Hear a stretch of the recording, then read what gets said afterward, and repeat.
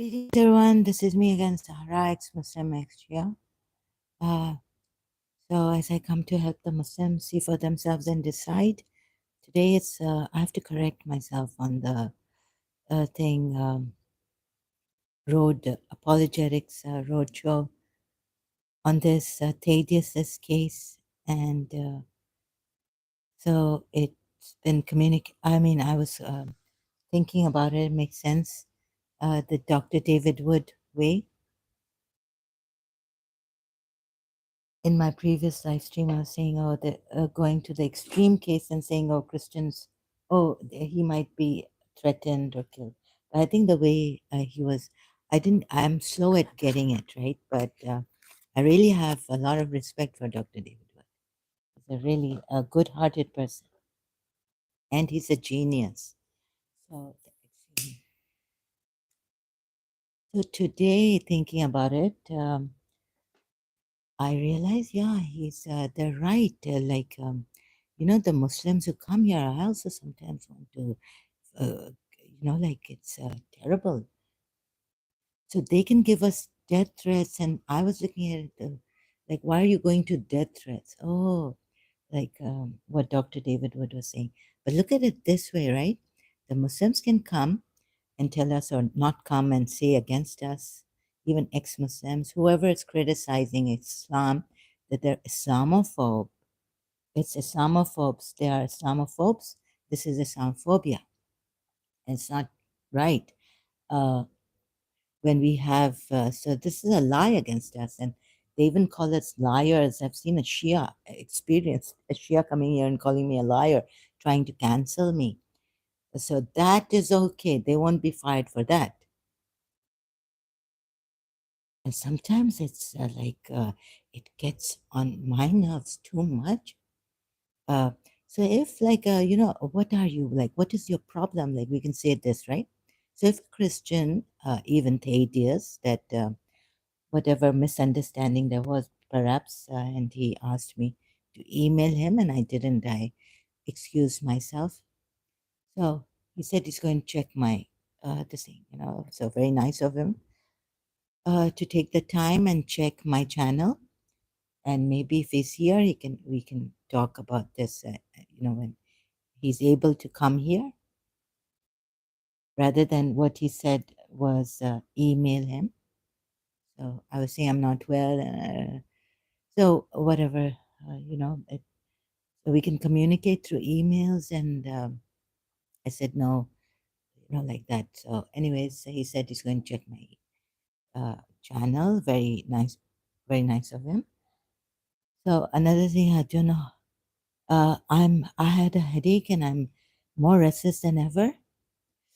But my mind is working overtime, and that's why I've come here. I don't know how long I will survive here. Uh, I have to give myself rest.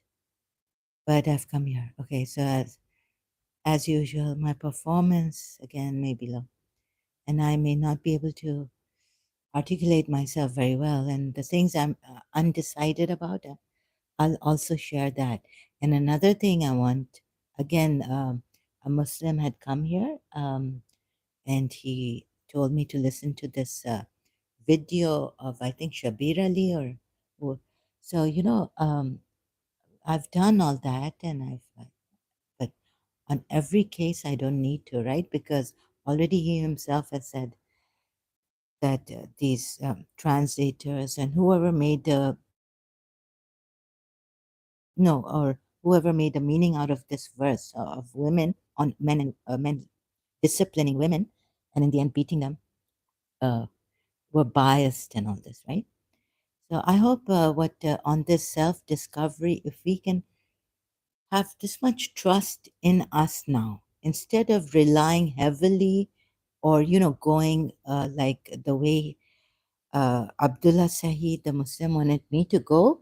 And again, listen to the video, watch the video on this, on one of the, he tried to send me a link to, and I even searched it because he was unable to send the link here.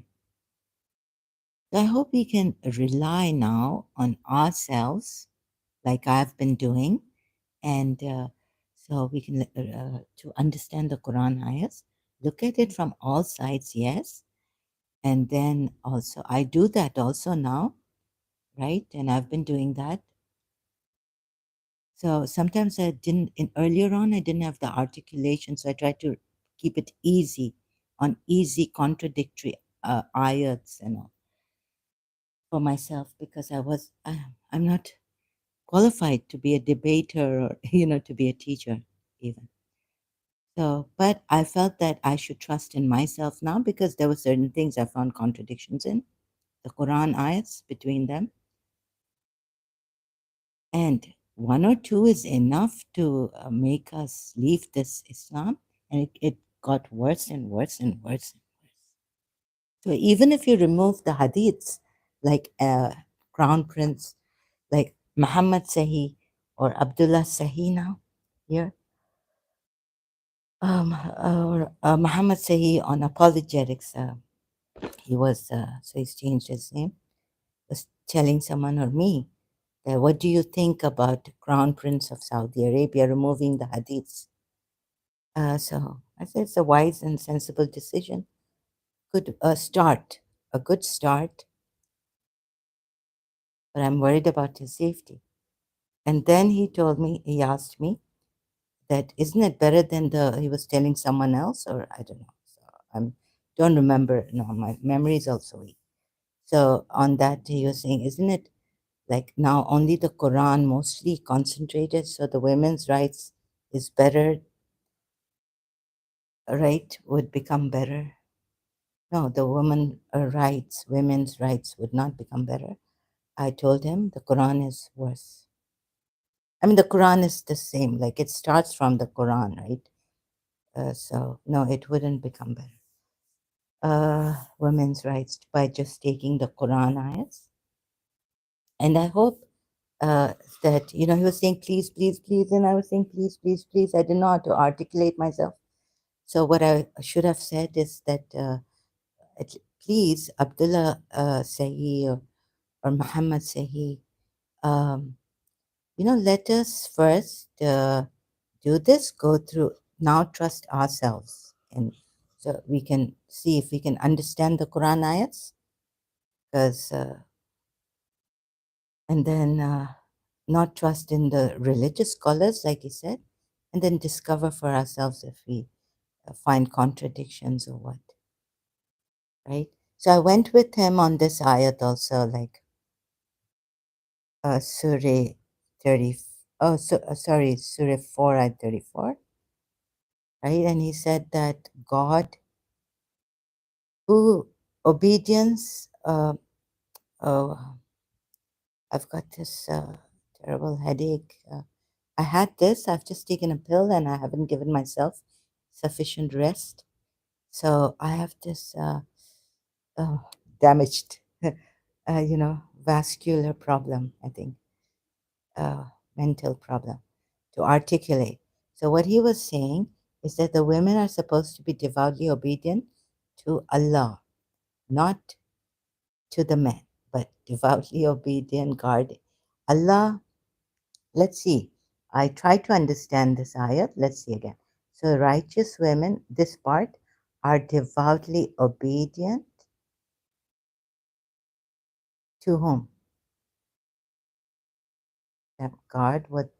So yes, Allah would have them guard in the absence of the husband, but rightly, devoutly obedient to whom? Doesn't say to Allah, right? Only.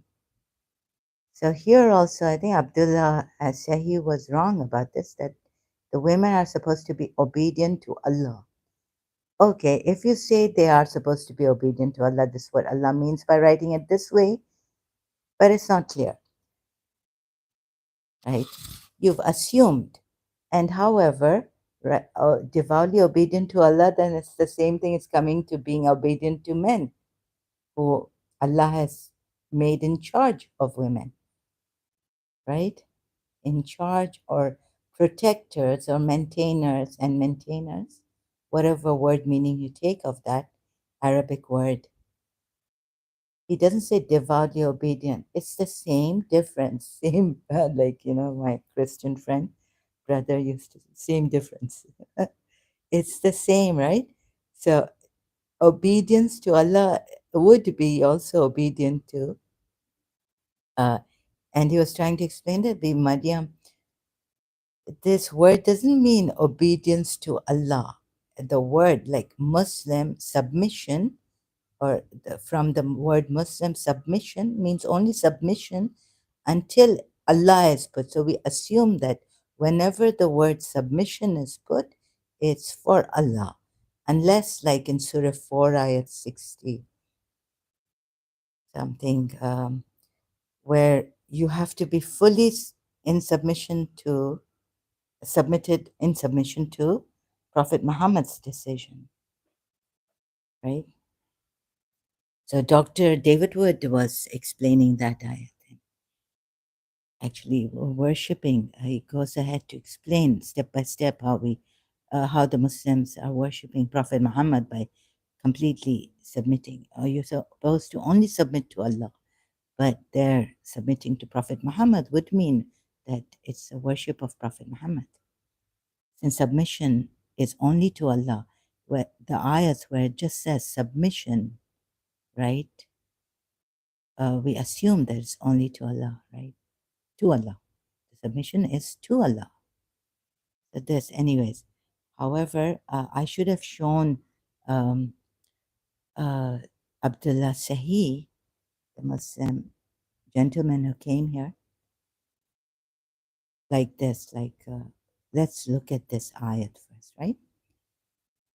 So he took my attention by saying, go there, go there. I've sent you a clip, insisting I go to some channel. I do read out, so I go to Islam QA. You've seen I read out certain parts, or the whole part at times, or, in question on the Quran ayats that I do. So it's not that. It's first we have to see that do we rely on religious scholars still, our religious scholars, the Muslim religious scholars, or do we now do our own research, and can we understand for ourselves first, and then see, yes, together. But here I can't simultaneously go to the, like, together. So I read the, let's say I read the Shia commentary, I read the Sunni commentary, and I come here and I show you that what is wrong here, and the Sunni Shia commentary is wrong in saying this, like like they were wrong about this, some of the Muslims, about, like, when they say that it's leave your wife alone, don't beat her, idribu, we find out. So I want, so it's, I uh, want to, wish to help you. So idribu, don't go to a Muslim. You can go there, of course, you can take that, but what's more important? To know the Quran word, right? This, through the Quran ayat, if there's a meaning of clearer, what is idribu? Because some Muslims who have written that it means not to beat the wife, but to just leave her alone or something. So that doesn't make sense. And so how to, and study the Quran on your own and find out if you're able to, if we are able to, if we can trust ourselves to study the Quran on our own, examine the Quran ayats, and find out for ourselves if Quran can help also in the meaning of the word, right? However, the Lane's Lexicon Dictionary, Abdullah Sahi said this means, idribu means striking repeatedly, right? So I said, no, I can't take that, because the Quran ayat, I have to take it from that other Quran ayat where you strike off. It just says strike, right? Not strike repeatedly, like that. Okay. So let's see if we can, you can help yourselves. And when I show you this and I get into the back, please leave us some. See what I found. This.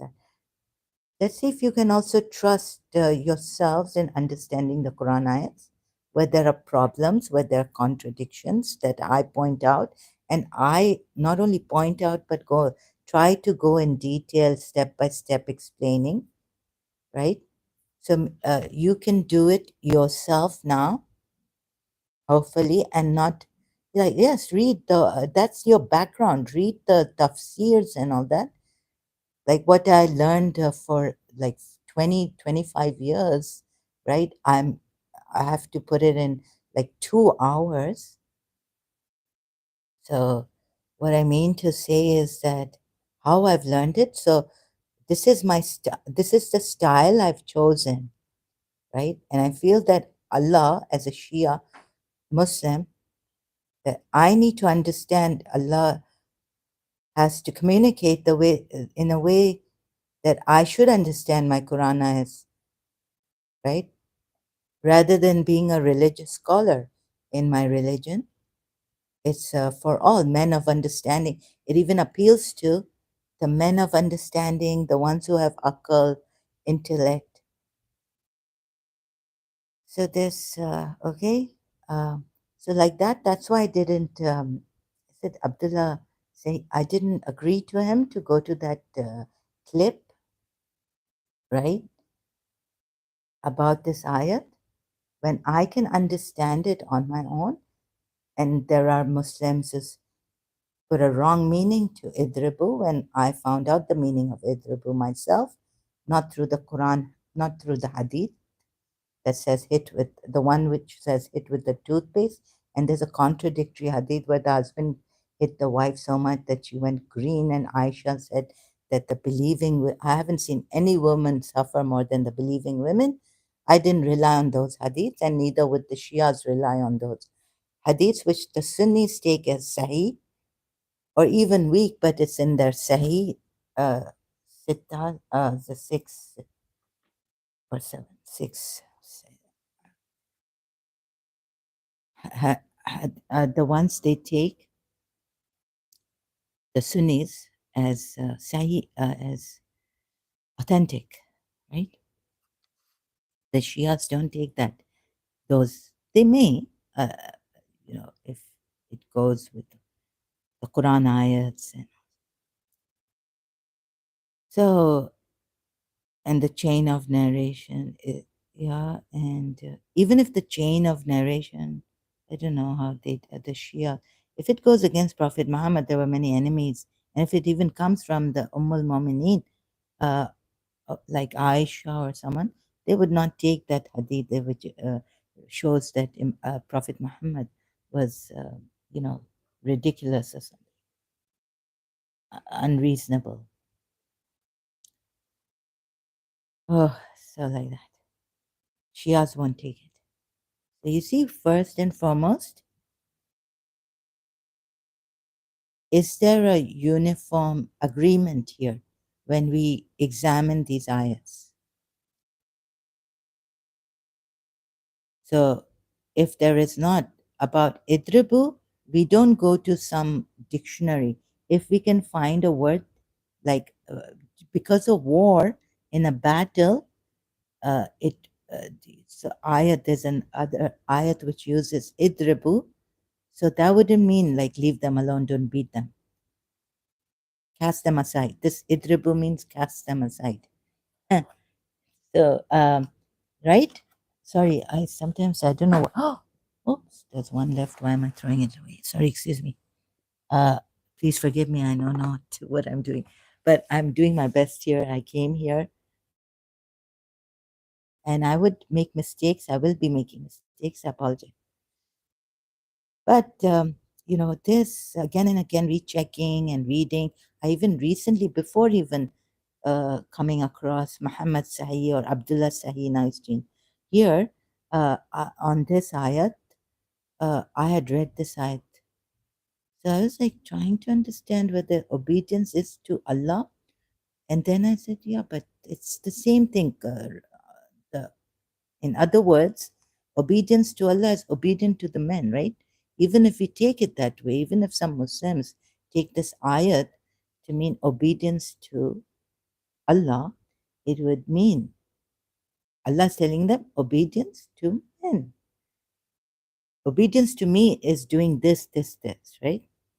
So this also, so it's a bit difficult for me to explain in detail and clearly. So my style that I chose, the style that I chose is like doing it this way, and then you can go read whatever you like, and then we can discuss it later. But right now, like Christian Prince also does it. Like, look at this ayat. Let's work it out. Where does it say devoutly obedient to Allah? But if you're going to take another ayat and say Bibi Maryam, like Abdullah Sahih did, but fine, but obedient to Allah, right? Guarding in absence what Allah would have them guard.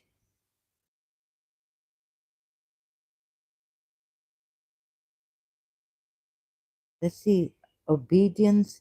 So, but eventually, in conclusion, the obedience, if even, let's go with you, right?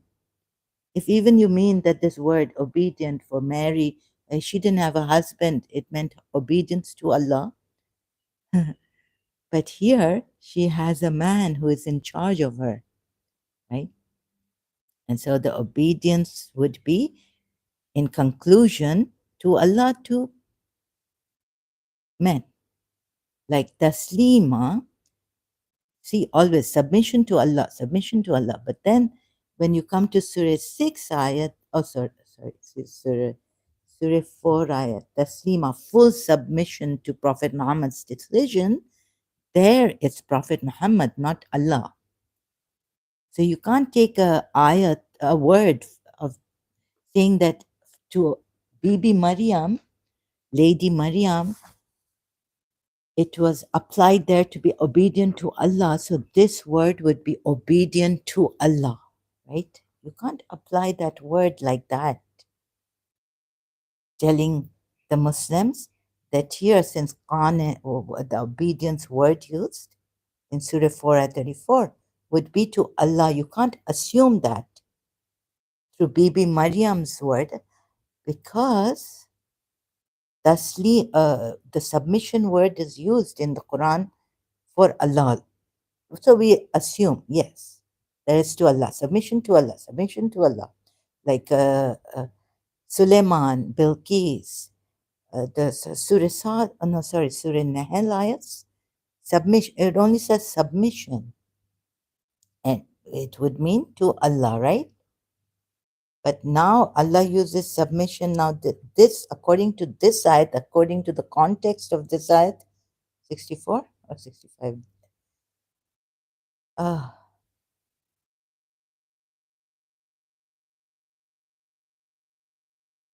So that's why you can't apply just the meaning of that word to only the obedience word that Maryam, Allah is used in regard to Maryam, so that she would submit to him or obey him, obey him, obey Allah, would not be used like that in another ayat, like submission. You see? So, but no, by your Lord, like this, for example, Surah 4 ayat 65. But no, by your Lord, not will they believe until they make you judge. Now, here the word Hakim has to be Prophet Muhammad. It's referring to Prophet Muhammad, not Allah, about what arises between them.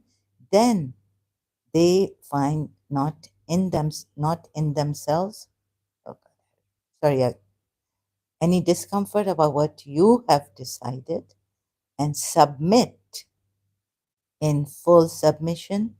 Now, would you say, because submission is used for Allah alone in many, many ayats in the Quran, would it mean submitting to Allah with full submission or submitting to Prophet Muhammad in full submission? So, the way Abdullah Sahih in my previous live stream, after 3 hours or something, he's come because it was 5 hour, 4 hour No, more than 4 hour live stream, around 5 hours. Told me that because qanit, the obedience word here is Maryam being obedient to Allah. No, just the word you, I mean, in this case, you cannot just use this word, obedient, qanita. You see, this that Maryam was told to be obedient, and this would mean to Allah, right? So, and she didn't have a man, so it meant being obedient. Here also, it means being obedient to Allah, right? No, submission is used many times for Allah. We assume it doesn't say submission to Allah, but there we assume. But here, it doesn't say submission to Muhammad yet. It, in the context of this ayat, it means submission to Prophet Muhammad's decision fully, taslima, in full submission, not Allah, right?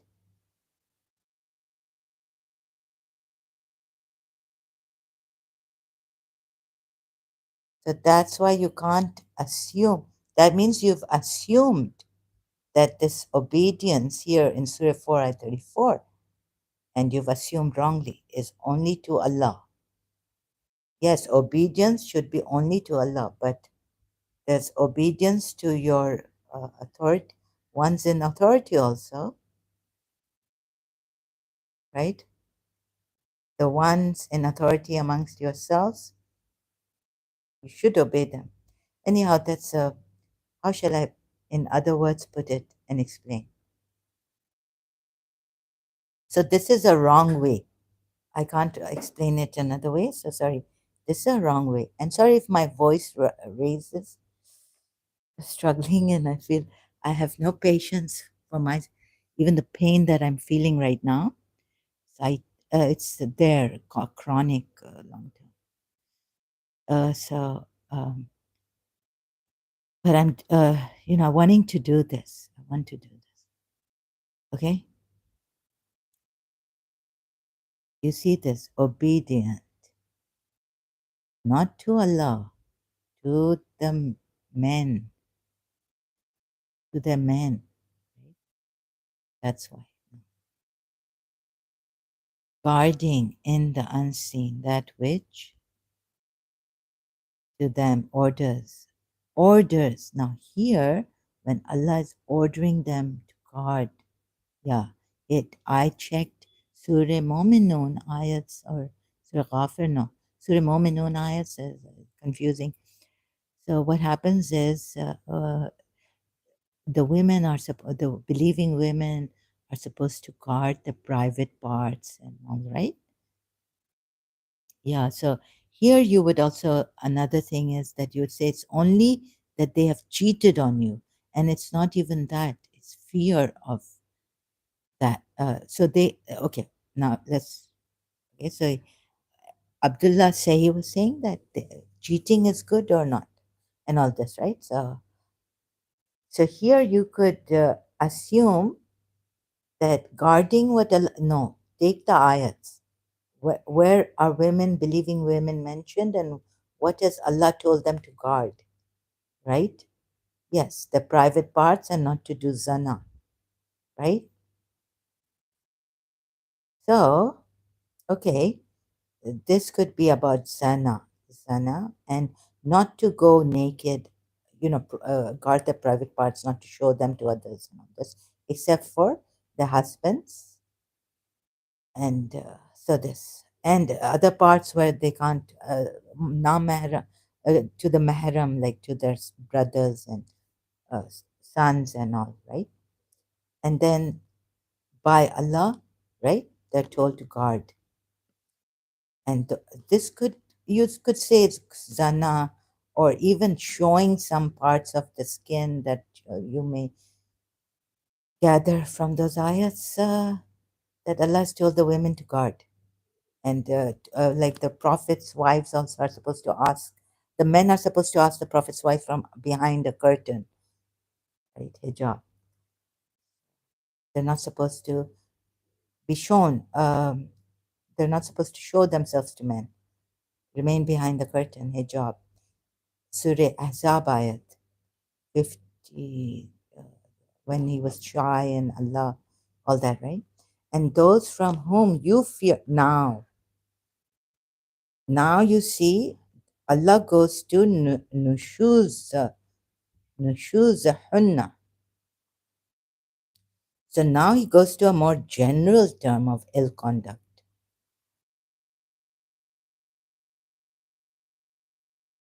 It could be that she acted, you know, it could mean, I don't know, nushuzan could be that she didn't listen to you. She acted on her advice, or she said, no, I don't want to listen to you. Now it goes on a more, now it goes on a word that is nushuzahunna, not zana.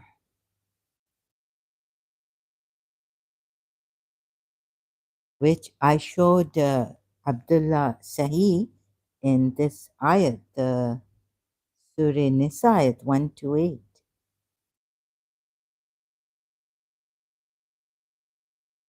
Now, would she fear that the men are committing zina, ill conduct? Oh, okay, men can commit zina, but can they really? Like, if they're allowed 4 wives, and we were told Allah has closed the zina thing. Because they can have mutta, if they're Shias, they can have muttas. The Sunnis, if they believe in misyar, they can practice misyar. Moreover, have 4 wives. So this is now ill conduct. It's not only zana, right? Zina. And if a woman fears, khafat, fear from her husband, ill conduct. So it goes to a more general thing. Word Allah uses in Surah Nisa 34. So I had a good look at this ayat before even I had to tell Abdullah Sahi about it.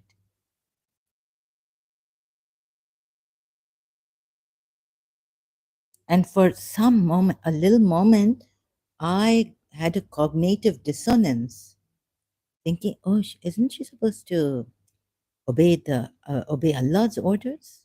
So here Allah saying, so when I was telling later on, when he came here and we discussed this ayat, surprisingly and coincidentally, I had gone through this ayat recently, and I had a cognitive dissonance. That's why I was telling him also, okay, yes, obeying Allah. But I think we have to see it like, break the thing down, ayats down, right? By And so now my cognitive dissonance is gone, and no, disobedience to the the man in charge of this woman, right? Whoever, the men. And another thing he said was that look at the previous ayat. It's not the husband who is supposed to take action against the woman. It's the public or the state or the state. He was saying, or was he also saying the public? I don't know. No, I think he's confused himself in this ayat against. Um, if a woman fears from her husband ill conduct or desertion, then there is no sin on both of them, that they make terms of peace between themselves, a reconciliation. The reconciliation is best. Between themselves, they make peace and are swayed. So, see, now my assumption, because in my in my experience as a Shia, between husband and wife, is that the husband could involve his friends and mutual friends of the wife and him. This is our problem, or the wife can involve her friends and all this between themselves. It says though here, right? So I'm not sure, but in my previous live stream, I said that they can involve a religious scholar from the public, from the friends, not public, but friends, community members, family, the parents, or elderly family members. But in this case, but however, it says on both of them that there's no sin on both of them, that they make terms of peace between themselves. However, they do have friends and family friends, or mother, father, you know, elderly family member, grandparents getting involved in this. However, in this ayat, Surah Nisa 4, about the men being in charge, the men have been given the authority to discipline the women. No public. I was told, and this ayat, although you would say, oh, you were told wrong because those men are just biased, like Abdullah Sahi said, but uh, to benefit everyone, we have appointed shares and heirs to property left by. Which previous ayat should I see that tells me, like Abdullah Sahi was saying, and then know that it should be, this case should be referred to the state, about this Surah 4 at 34 case. No, Allah turns to men, are in charge of women. So the men who are in charge of women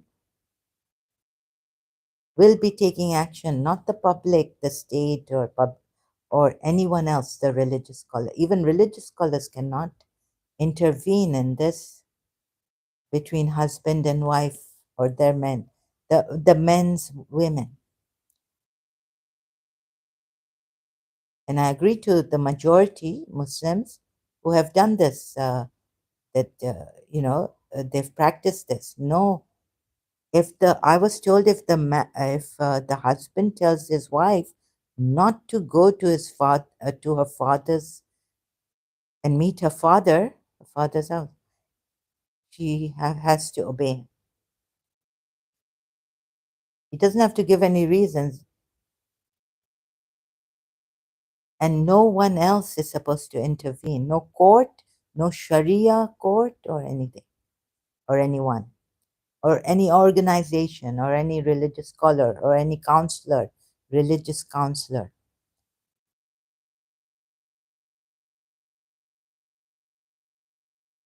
Hmm? Okay, so this,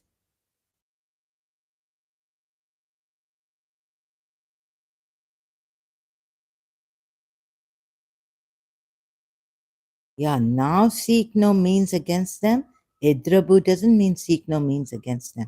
Now, if they, come back to obedience, but those wives from whom you fear arrogance, advise them. Now, whatever, disobedience, right? Uh, Forsake them in bed and strike them. But if they obey you, now you see again it says here that I missed. So we are supposed to look at the Quran ayats, Abdullah Sahi, before we go to any link that you gave. So another religious scholar, do you think we can trust? And we may, before even the trust word coming, because my trust has been betrayed, right, by these religious scholars, even Shia religious scholars. But before even the word trust comes in, let's see if we can understand the Quran ayats on our own and examine them, right? So to help you understand the Quranites on your own now, so you don't have to go to those biased ones, Muslims. Now it says obey you, but if they obey you, see, and this our Christian prince also shows to the Muslims, and he knows Arabic better. I mean, some Muslims who don't even know Arabic go and debate him or want to have a dialogue discussion with them about this. He knows the Arabic word and he knows that some Arabic translators of the Quran ayats in your language have about the Quran ayat uh, are wrong, or the Quran word. They've made a mistake here, or they've, so can they afford to even do this? So now who are they supposed to obey? The wives, the women. They obey you, it says. So here I could have had a cognitive dissonance just reading this part until I read the whole ayat and see now who do they have to obey. Yeah, you see, Abdullah Sahi in my previous live stream was saying Qanitatun means obedience to Allah, because Maryam, this word is used for Maryam to obey Allah, and she didn't have any man even. So, but what about this? You see, why are you not coming here? Why did you not want me to finish the ayat and say, I've sent you a link, please, please, please go to that link, go to that link. So you see, your dishonesty then shows me here. Pakistani man Abdullah Saeed, even though I felt belt, I belt, oh, I felt bad raising my voice and all this. And now I realize, now, today, at this time, reading this ayat, we didn't even reach here. We didn't reach here. He was here. And he was arguing. He was saying, no, no, no, this means this. He was getting me stuck here. Yeah, read the. So you see, please be careful. Don't trust in Muslims. I give you, I even apologized later on. He left and I realized, oh, thank God I realized. Even though late, he might be listening later on, coming and listening to the whole, the live stream. He left the rest of the live stream. So Abdullah said, sorry, I hope I didn't wreck your nerves by raising my voice. I don't mean to be a bully. And if I have in any way made you feel shake, because I shake when my I was shaking at the Christian this thing, right? Live stream. And when Adam Seeker shouted at me and listening to debates, I shake. I don't have the energy. So I myself realize that I'm doing this as a bad habit, that I'm screaming out. But please understand that I don't know for how long I will not be screaming. Please understand my condition, although I'd love to have a discussion with you. Honest. But if you're going to tell me, now I realize that Pakistani Abdullah Sahi also dishonest. You see, at this part, he didn't want me to go to this part, obey home. And after the live stream, I was like, look how calm Christian Prince is when the Muslims come to him. And how does he show? He highlights. Why didn't you do that? But he wouldn't. Abdullah, I can't highlight here. He must be. I can highlight it, but it's it must be on the computer. Christian Prince, you know how he highlights, and you know that. So what about? So before coming here, Abdullah Sahi's dishonesty was, I've sent you a link. Go to the link. Please, please, please. And he kept repeating. And I said, if you're going to repeat this spamming here, I'm going to time you out. right?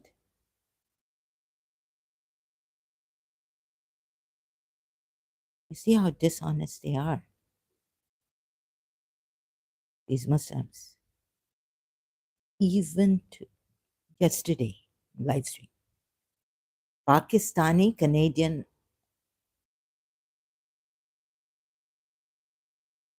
So I realized I went with him because I myself had a cognitive dissonance here.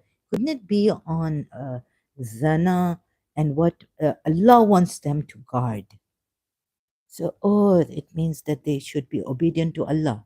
But you see, I had not finished the ayat in my wrist. Maybe someone's looking in, or I don't know what a coincidence. It was just some days ago. I had gone to this ayat.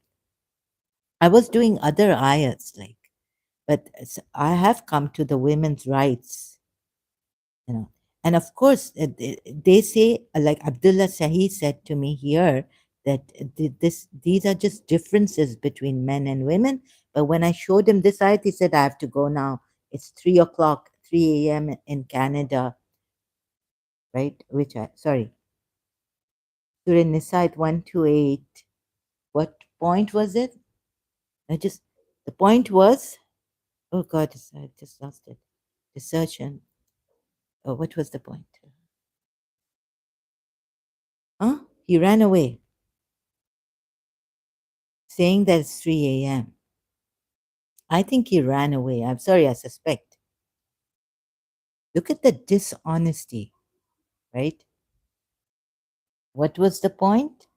That the men are, oh God, I've just now it was there. You see how dishonest. And if we say, if we tell them they're dishonest, okay, it happens that Christian, I was saying against, I have raised my voice against Christians bullying us. And there they were calling me a cry bully against us, right? One said that, not all. Uh, and so, yeah, but I agree with the Christians, actually. I'm wrong. Uh, I should, I took time, I relaxed, and I said, no, no, wait a minute. I think Dr. David Wood is right. Before I saying, no, why do you have to go to the extreme thing when the case here is about this particular Christian of yours having insulted indiv- uh, uh, the Muslims, right? So then, I was like, okay, then from there I turned to what? I looked at it overall, insulting the Muslim.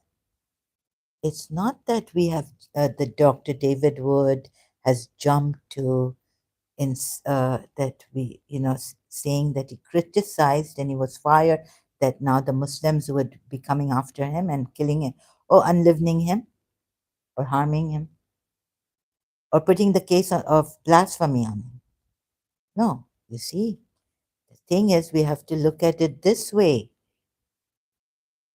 contemplating later on that the Muslims can call us liars. And when they call us Islamophobes, it's a lie against us, right? And such things. And they are not fired. And their Allah can call polytheists, Jews, Christians, worst of creatures, right? And since Allah has the right to do that, they would say, so they have rights to proselyte also, and not allow the Christians to proselyte, right? In fact, let's take UAE, right? When proselytizing, I think award was given to Dr. Zakir Naik for peace and all this. But when he comes to Dubai or UAE, he could proselyte, and elsewhere he was proselytizing, converting, right? Helping people to convert to Islam. Whereas if you do that in the UAE, if any Christian did that, it would be they would be under some punishment. They would be penalized, converting.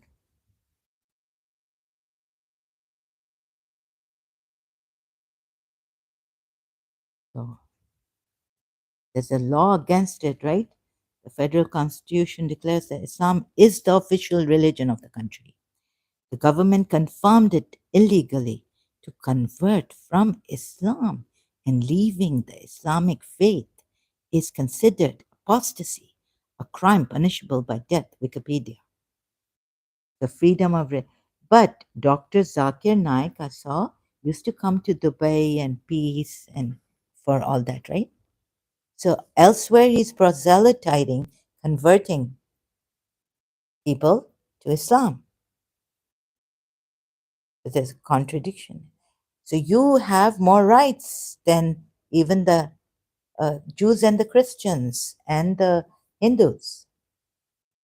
So if someone, a Christian, called you crackhead, like Thaddeus' case on Thaddeus, reasoned answer, reason, I got, for the life of me, I can't. Reasoned answers or reasoned answered channel on YouTube. You fire him and all this. So I got that now, and I correct myself. It's against you can give people also death threats on just what? Leaving Islam or criticizing Islam. Point being that Dr. David Wood was not going to some looking that this is unfair, right? It's unfair. Muslims can give a death threat and get away because it's in their religion. Keep your religion to yourself also. No, to you, God has given that right, but for the others, that right doesn't apply shouldn't apply to them, right? You said your God has given you, but the others don't believe in your God and your Sharia, you shouldn't apply it. So your God is, it's not a universal thing.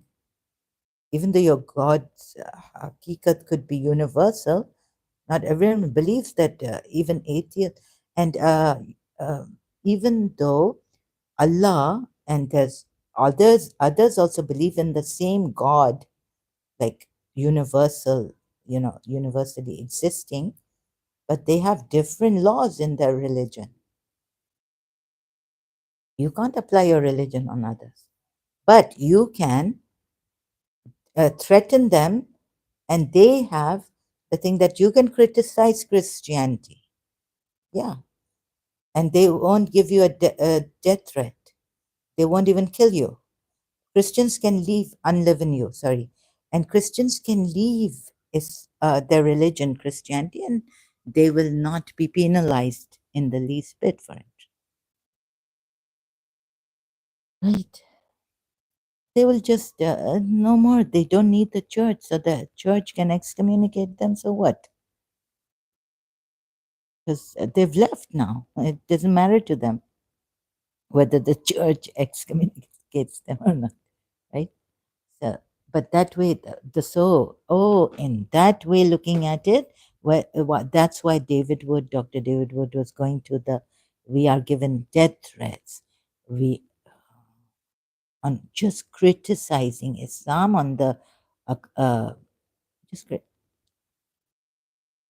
even if we don't have proof against it, but definitely we have proof against it. And even if someone didn't have proof against it, much as criticized Islam, like you're not supposed to give a death threat. So many death threats and also unliving and bounties on them. We will get your family members also. Yes, so we have to go there too. So Dr. David Wood was right, and I was wrong in my previous live stream. In the beginning, I was talking about this. Oh, so now I got Dr. David correctly. I correct myself. Oh, so if someone just says, okay, you, and they crack heads, oh, you say, oh, criticizing Islam, fire him, fire them. That's wrong. Whereas in America, the Westerners can't take any action against the Muslims. No, no. And I'm saying action should be taken against Muslims for even calling those who criticize Islam liars, Islamophobes. Take action. International courts should get up and take action. Please stop this. Uh, if any Muslim here comes and calls me a liar again, fire him. And of course, ask them to leave the country now. Apostate prophet was saying that these Muslims that you help, refugees, you've given food, shelter, everything nice, yet they do this in your country and they've killed, they've unliving someone, they've harmed someone. Why give, you know, immigration, immigration to these people, refugees and all? No, no, it's high time you take action. Westerners and Europeans. Even Sheikh Abdullah was saying, Sheikh Abdullah bin Zayed, you don't have to be, you want to be politically correct at the cost of what?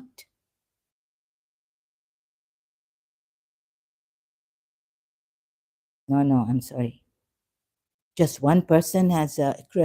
I could get mad and say, what idiocracy is this? Your Allahs and Prophet Muhammad's and you Muslims don't get it? What's wrong with you? Right? You can give them death threats, call them lies, Islamophobes. In this thing, it happens. We're humans after all. Not that I'm going to come and harm you, but a little bit. Okay, in my country, you're not supposed to. It's like calling someone an idiot also is wrong. I get it, right? But they would, at least I hope my country would consider my condition and my case, and then in how many hours are discussion, and still the dishonesty of the Muslims. Do you think it's not like what kind of people are you? I'm going to say something like this, and my condition, I could. In fact, I was getting angry at these Christians also. Houston Mueller, I told him, oh, this means you're making me go to the Sunni hadiths. You're diverting you- uh, my live stream is. This is my way. Please, I've chosen. How many times I told him? I said you are pro Shia, and I got angry at him.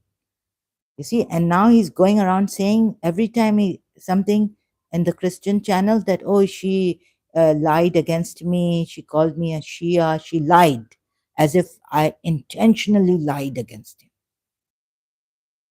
I suspected, I had a reason, basis to suspect that Houston Euler, and I got angry at him.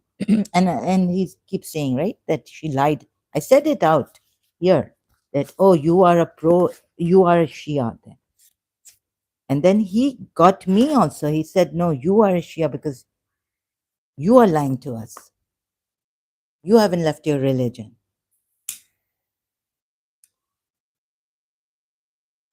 And he hasn't stopped there. Apologetics roadshow there also with Thaddeus. When Thaddeus answered me, he started against me, and that is hilarious and all this. I don't know what you mean by hilarious.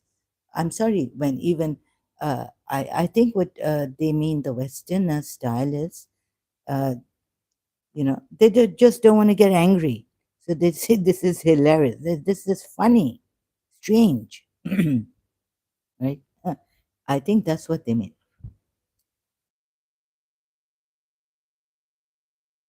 Maybe you're being unfair. Like Thaddeus was telling me, like I will email me. I will, let's talk about this. What I have against him. So Houston Euler butted in. Like sorry, I can't use that. Intervened and said, "Oh, Thaddeus, are you reasoned answers? That's really hilarious. That you are telling the Zahra that she has called us both Shias." That was on my live stream. After Thaddeus wanted to ban me and said, "You leave here." I don't remember for the life of me that I misbehaved there or something. Just asking a question and pointing out that maybe this about the Trinity, this point of yours, lady Mary, or Mary Harp was doing this on Trinity. It was a project that like you present, and then we were asked to ask questions.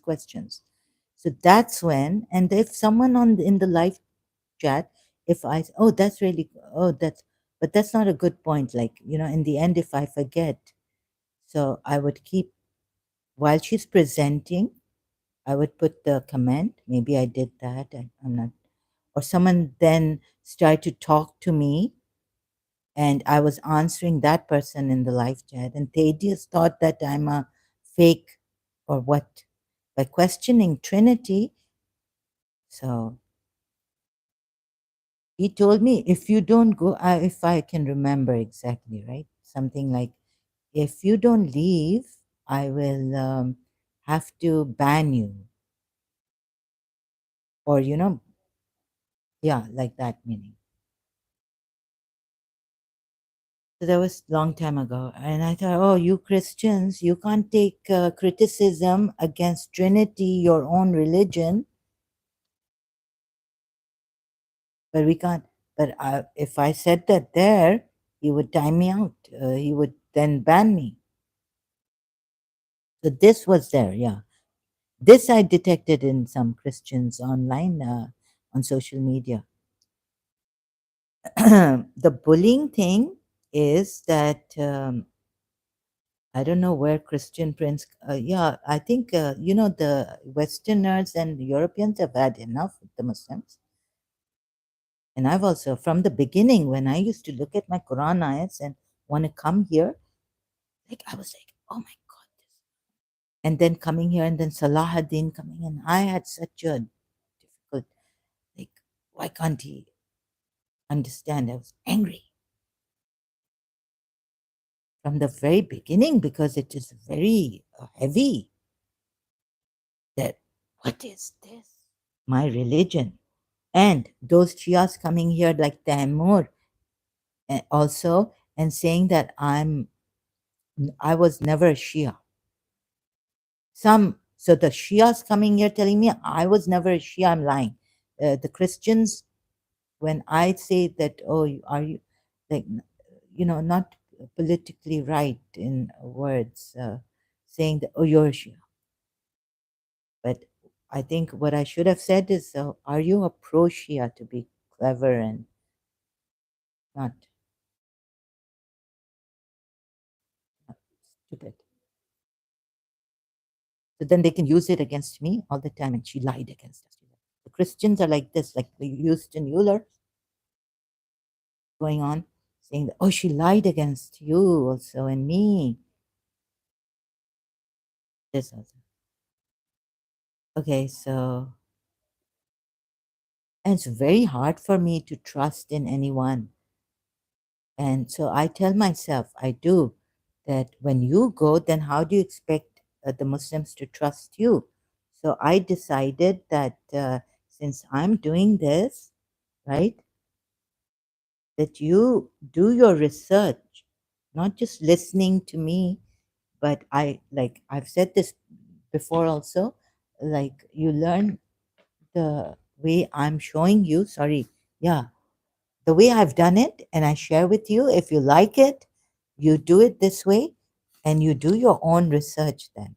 If sometimes I'm being fast or too fast, although I'm very slow, right? So if you'd like, you can learn from the way I do my research, and I've done my research and seen what lies and what not, contradictions, and what not excuses made to defend this prophet in Surah Tahrim ayat 1. Compare it with Surah Anbiya ayat 27. This ayat that I was looking for earlier on, I was using Surah Maida ayat 87, which the Muslims would say, oh, it came afterwards. Before the prophet, before it wasn't told the prophet that you can, you can't, what it was told to the believers, and you're making him a hypocrite, saying that, well, you're supposed to say this to the believers.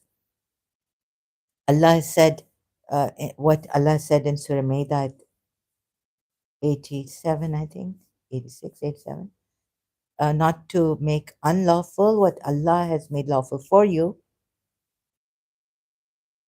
So I was going on and on that. Now, Surah Anbiya, you have no reason. I explained that in detail. Surah Tahrim and Surah Anbiya 27. Surah Tahrim ayat 1. That, so Surah Maida ayat, you can say that, oh, this came afterwards. And he was allowed to do this before, like you've said in another ayat about, or showing me that, oh, this ayat means that he's allowed to do this because showing when a Muslim was discussing with Christian prince on this ayat, that you are forgiven, you are forgiven. Prophet Muhammad, you are forgiven for allowing them to remain behind, right? So you would say that this law, this is the explanation of this ayat, that the law hadn't come of you are forgiven. Which one is? I think it's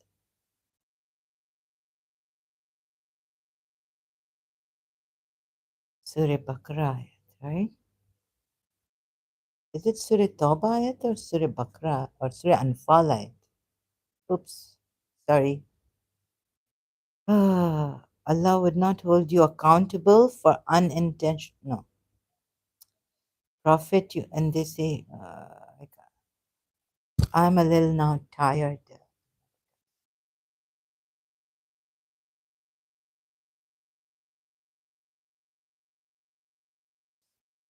Pointer up.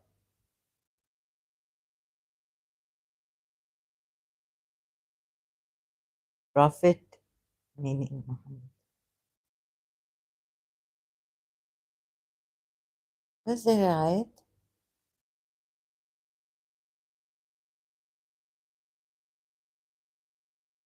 You are forgiven to allow them when it wasn't when you couldn't make a difference that they were true believers or false hypocrites, from true to false, true people to what. The words are not coming to me. The headache I have had since last night, that's why it happens to me this way. Vascular dementia, it's even more block. uh so this is so Abdullah Sahi, I wished your family, you in the end, if you've gone to that live stream of mine previous one. But you tried to distract me. You also were dishonest, telling me, oh, read this ayat, read the previous ayat, but not so that I don't get to read the whole ayat. That I don't. Okay. So I didn't remember, but now I do. So it's better late than never to correct and tell you this is the way I've chosen, right? Religious scholars, I cannot trust my own Shia religious scholars, let alone Sunni or Salafi. Sorry, I can't trust you. I have to do my own research. And since my memory weak, and although I had read this ayat before, just a few days before, so on Qanatan, you stop and what not you said about this ayat on your own. I don't understand that it's the state is supposed to take action. And I told you, majority of Muslims that I know of, and I know majority, would say men implement. I mean, men take action, not the state, on this. I know the majority rule about this ayat. Oh, what dishonesty, Abdullah Sahi!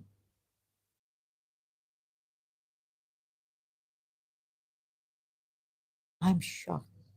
And instead of helping me, you misled me again and saying that your own translators have been biased about this ayat and all that. What are you people, Muslims? Then again, if I say anything against you Muslims and raise my voice, I mean, this is really unacceptable.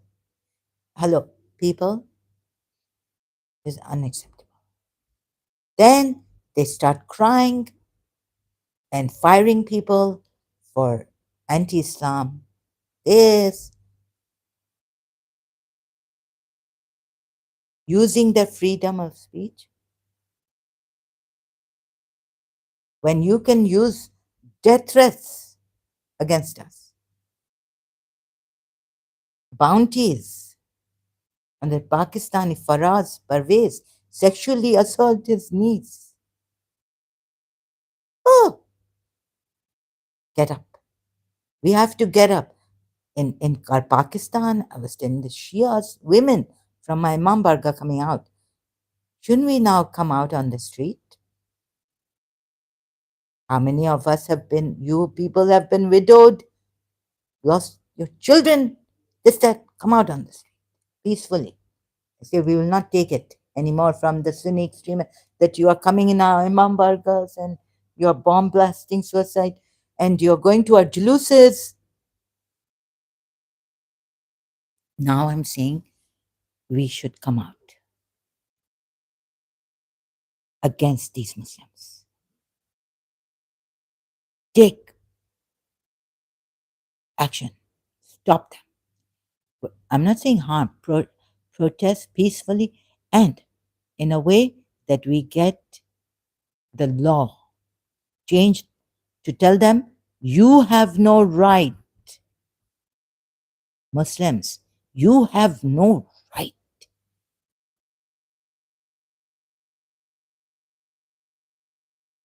to give us death threats, to punish us for leaving Islam or criticizing Islam.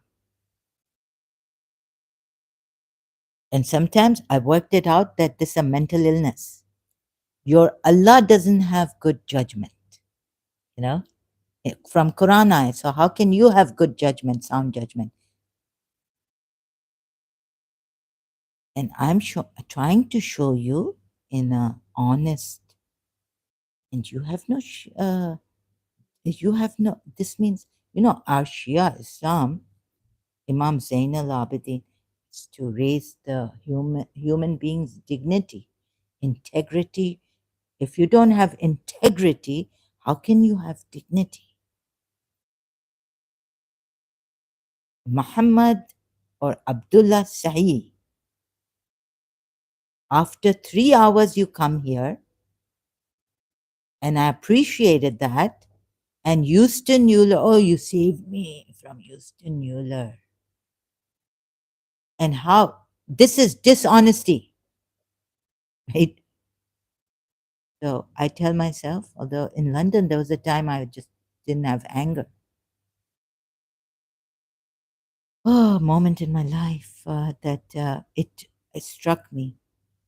Another thing is that about Hindus and all this life, I found someone that's really good. In this, a part of it, he really makes sense. No copyright infringement intended, although there was a apostate friend, sorry, friendly ex-Muslims video there. Truth, this is, what's his name? Again, how quickly I forget. Ah, so you, oh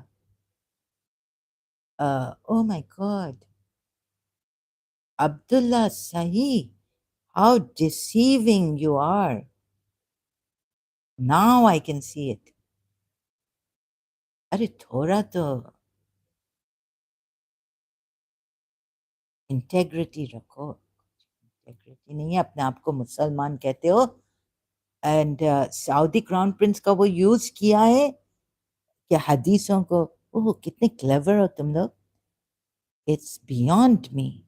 Pradeep Mukherjee, ये आपका religion show आपको ऐसे तरबियत देता है ऐसा होने का, ऐसा डिसऑनेस्ट होने का तरबियत देता है आपको. ओह माय गुडनेस, और इतना clever, cunning, cunning.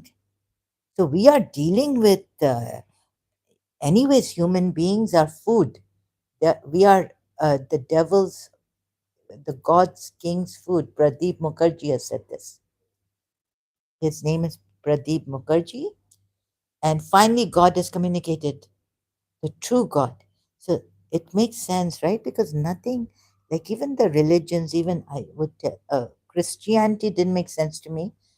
Uh, Judaism didn't make sense to me. Then now even Islam, Shia Islam doesn't make sense to me. Ismaili Shia Islam doesn't make sense to me. Even this didn't make sense to me, where the philosophers like who in my class lecture, who was it? So we came to altruism, this in our philosophy, altruism meaning. So, so Imam Hussein sacrifice, like you deny yourself, right? Like Imam Hussein, disinterested and selfless concern for the well-being of others. So how can you do, but you're depriving yourself. This doesn't make sense. This long time ago didn't make sense to me. Now it's come. I remember I was thinking about this. So, all this religion, if you listen to Pradeep Mukherjee, I don't know why. Okay, this certain things I don't know. 2015, or 16, he gives the year. In year 2000, God communicated to him, and we are. So there's a God and there's a king, God's son, and we are God's son's food, I think, if I'm not mistaken, right? And so I can't narrate this. So if you'd like, you can listen to Dr. Pradeep Mukherjee, Dr. Pradeep. God has come, but it made sense. Some, like all the religions, God just So when he was talking, and I've watched some of his videos. Oh, so parts of it made sense, but I don't know why. Like now, this didn't make sense. God would communicate to one person, like Pradeep Mukherjee now. Even Hinduism is wrong. Spirituality is also a deception. All religions are deceptions, and we don't have free will. Spirituality is also a deception. Access we don't have to the reality that God communicated now with Pradeep Mukherjee. I don't know why. That doesn't make sense to me.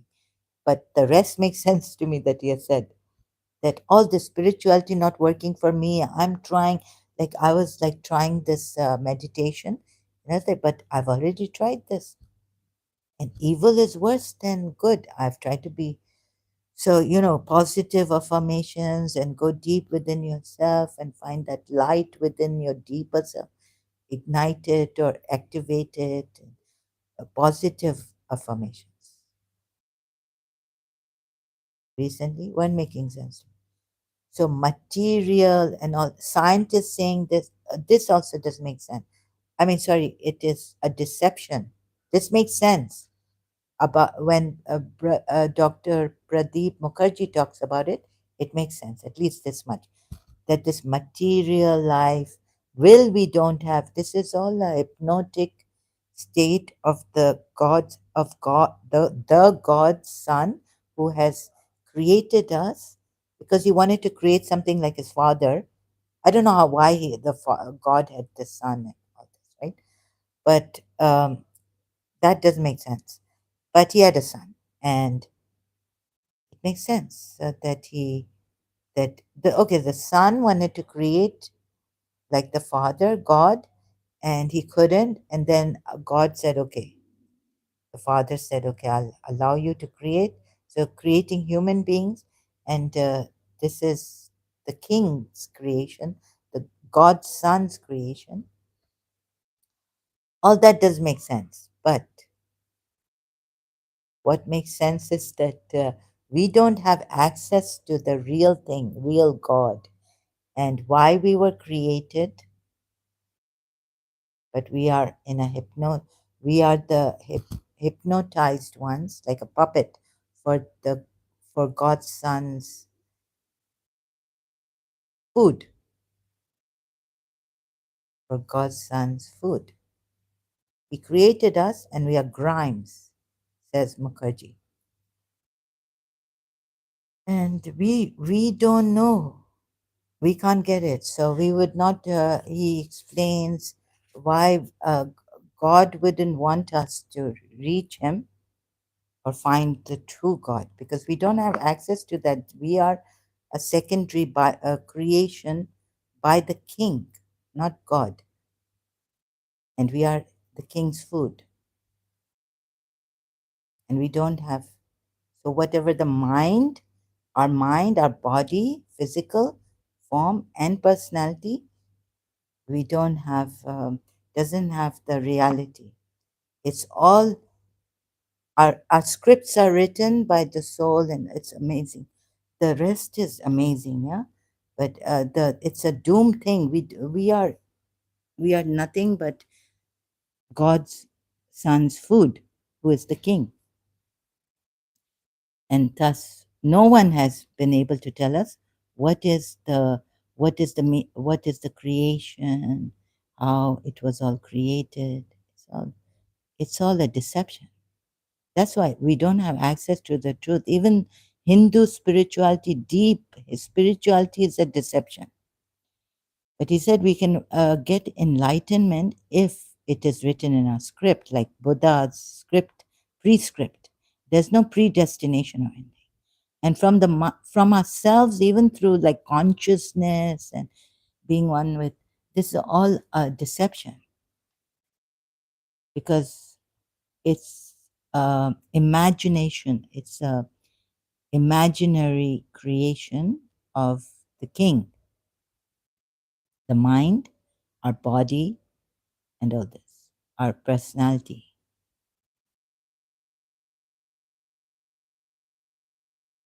It's so Radharani, Krishna, and all that. They won't come back, although some may have had enlightenment. So he explains, Pradeep Mukherjee explains. Okay, so this, but we did. The truth is that we never had access to uh, any truth, the true truth, that this is the God and this is his son, whatever the truth is. And we think that we have access. Spiritually, we can gain access and we can help each other, but our scripts are written, so God wants to torture us and has allowed the Son to make us like, his creation, his food.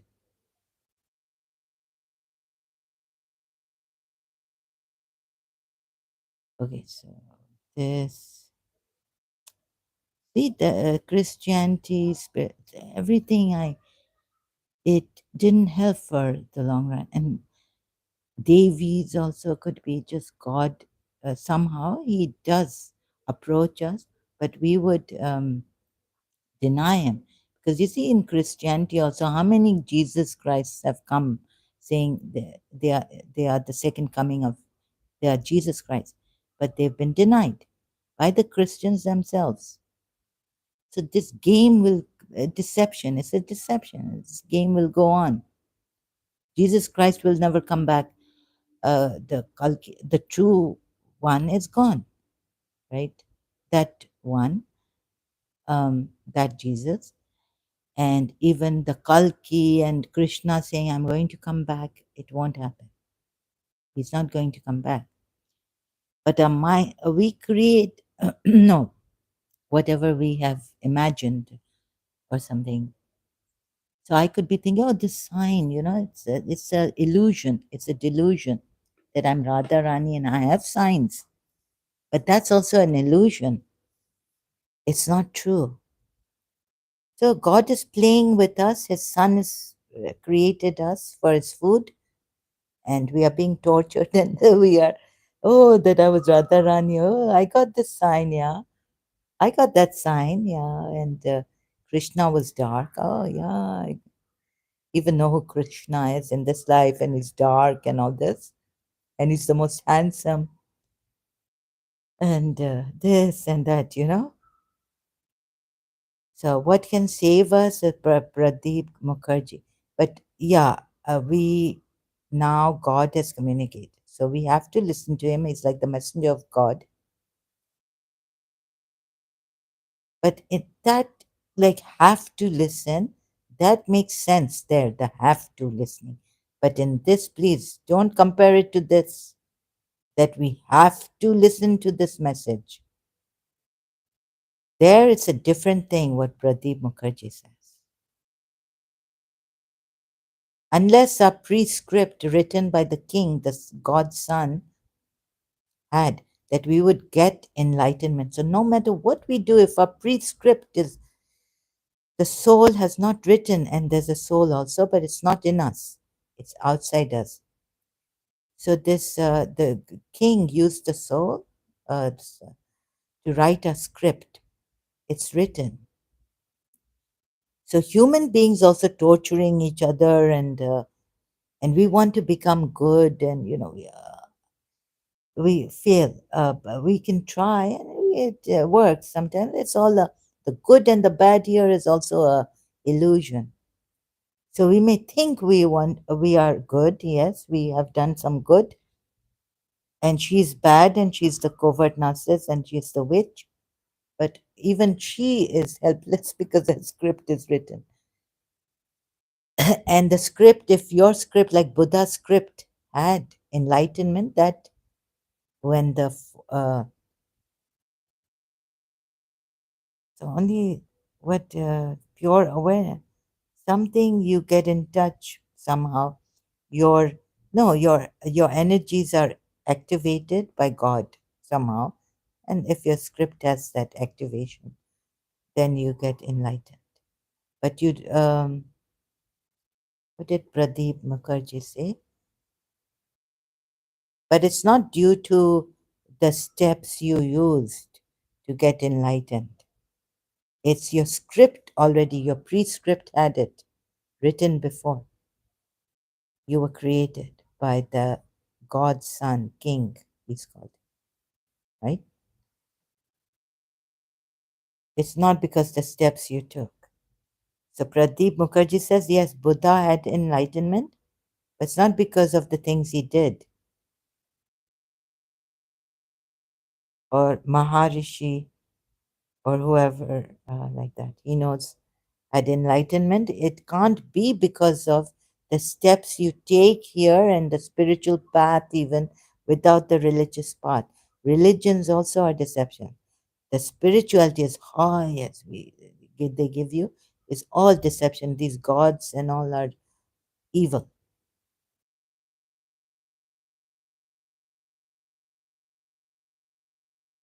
right? Yeah, that makes sense if you see that not a lot, some things don't work for us. Even spirituality hasn't worked for me. Maybe it's written in your script that spirituality will work for you. You get that enlightenment, you get uh, your energy level. There are three, four, five, five. The fifth one is when you, the soul, which doesn't need you, but you get the soul. The soul gets you, and that's the fifth level of activation of the energy. There are four body energies. So if they are activated, then you are saved. You can get the enlightenment. Only through that, not by your work, not by following a spiritual path. Spirituality is also deception. Okay? Got it? I hope you got that. And I feel that makes sense in my experience. No matter how good you, so God has kept us like tortured, you know. I want to do good, but all this bad is coming out, and maybe we can, like the medicine working. Like I was reading about aspirin, but it will give you cancer if you take too much of aspirin. Your alkaline, you know, gets decreased. You're off. Your alkaline. So scientists think, oh, the material is true. In we are thinking there is truth in these things, but there are side effects, and so it's a wicked game, and all an illusion. We think we have free will, but we don't. And the material world is proof enough because some things work very well, but it's all an illusion. We are just puppets.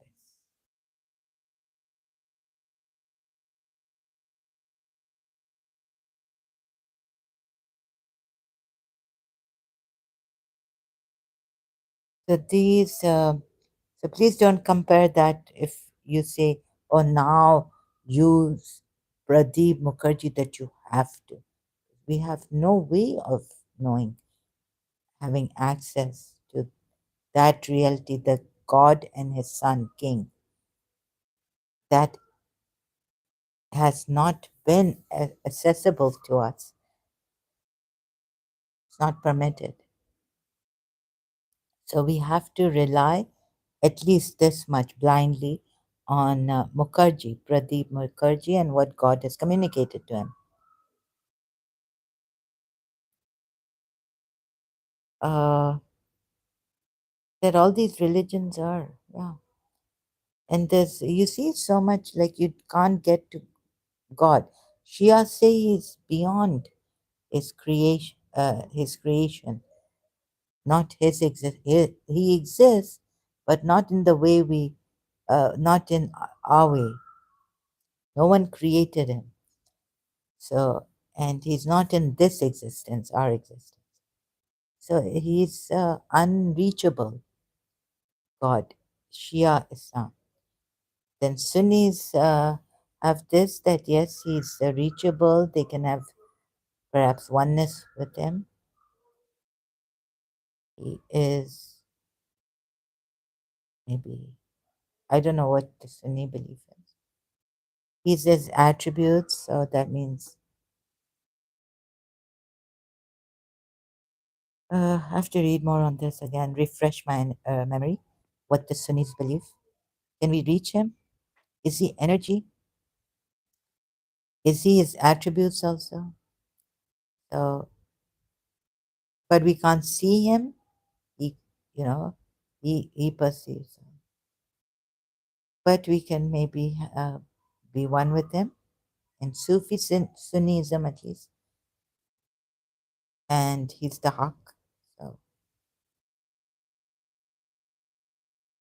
that's his attribute and that's him In Shia Islam, no, that's just his attribute.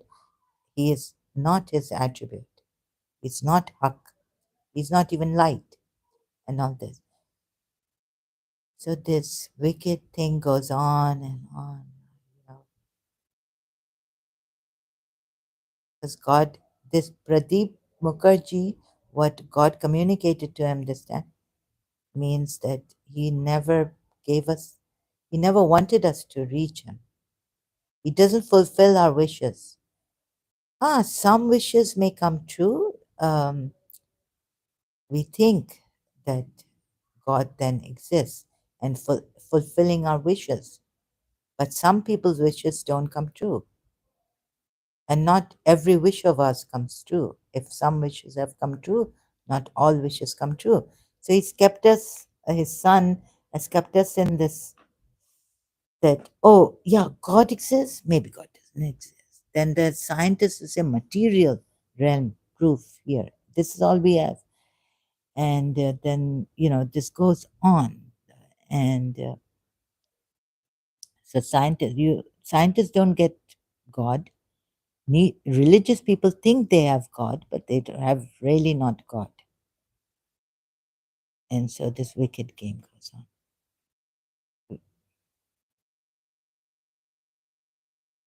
So, and you see the deception that I've seen in amazingly, unacceptably in Muslims. And I don't know why I had to help the Muslims, right? By logic, but logic is also, but at least with the help of logic, we can see that this is very illogical. Some ayats are contradictory, and good judgment is also not used by Allah. It shows in the Quran ayats when He says about the evil, for example, that the evil disbelievers, for being disbelievers only, not believing in Allah, are evil. Their example is evil. Then He says that this is a terrible, illogical fallacy. This is like remove their evils from them. The believers and what your minds have done. So Shias will give me another problem here, coming here. If you don't get this, I don't know how I got it, right? And then you come with your fears, dolza, and this, and you have your imams to guide you. And I'm nowhere near Hussein's sacrifice. I don't know how I got it that this at least is a lie, even though imams are there and this and that. Use a bit of logic, even though it's an illusion, Pradeep Mukherjee, but that will help you to find out that this also is not logical. Quran ayats, at least that get that, and good judgment is not there. And another thing I want to say, it's too late. At the end, I remember. So about Surah Nisa, ayat 34 and 128, you see, now even Abdullah Sahi, um, what he brought out the point that the men and what Allah is trying to say here in Surah Nisa ayat 34, yes, they have differences. Now you see the unequal treatment, but it's not unequal. There's no inequality. There's equality.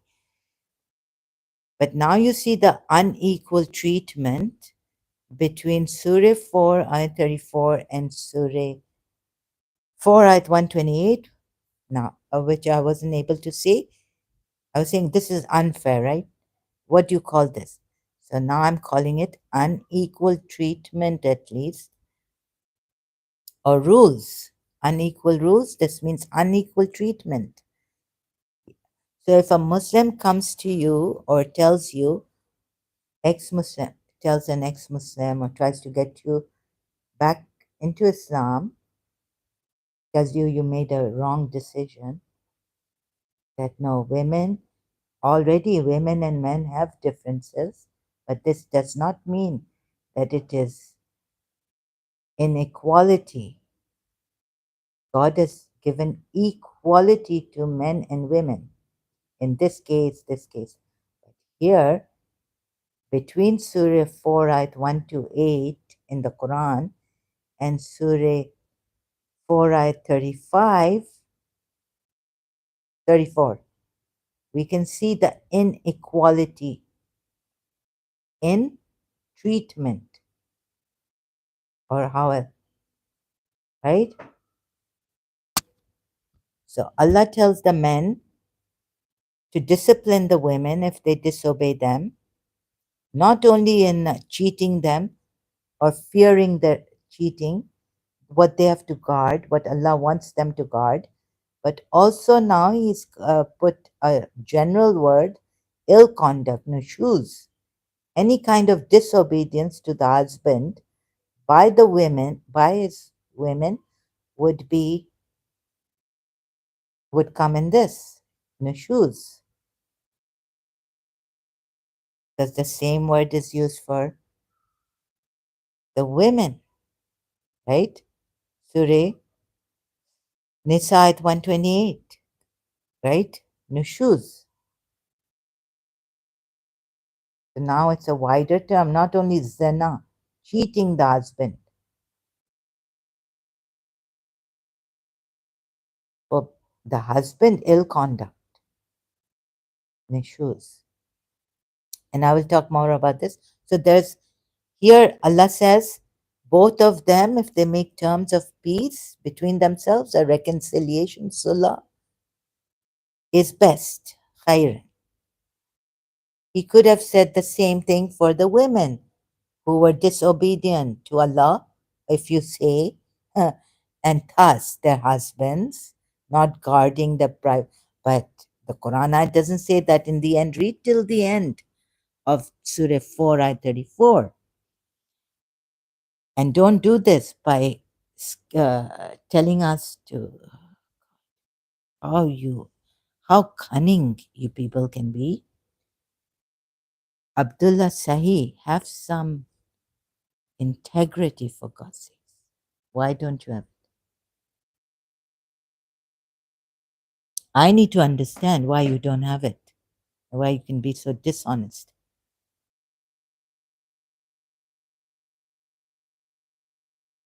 And if a woman fears from her husband contempt or evasion, there is no sin upon them if they make terms of a settlement between them. The settlement is best. So Allah has not allowed the women to discipline the husband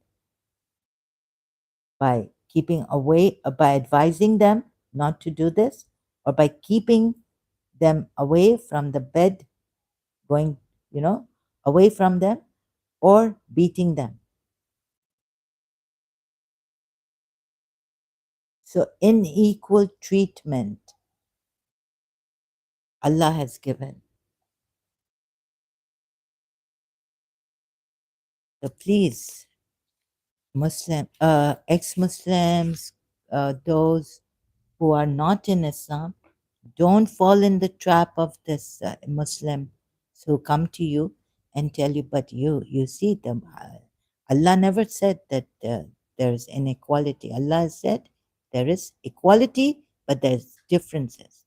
Man excels over the other in strength because he is stronger. Majority of men are stronger than women, right? So these are differences. Differences, and this does not mean, like Abdullah Sahi would try to explain to you, or any other Muslim trying to deceive you and has deceived himself.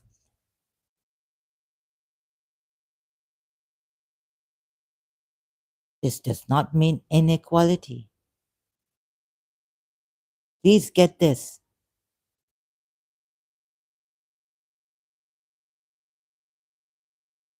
I don't know, since my script is written, and but at least through logic, and all this is fake. Everything, even this religion is fake. But at least logic has helped me now, and sound reasoning. meaning logical reasoning, right? So now you see the inequality in the treatment of each other.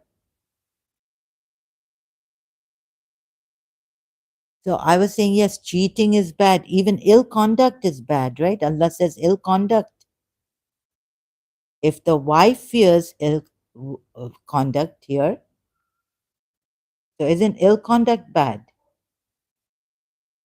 Or isn't desertion bad? If you ask me like, just put it to me like that. So you're saying, you said it's bad, and you wanted me to say that it should be punishable, penalized. Or, but here, I didn't say that. I said, yes, cheating could be bad. Cheating is bad. Adultery is bad, bad, bad, bad. Right? But I don't believe in being punishments.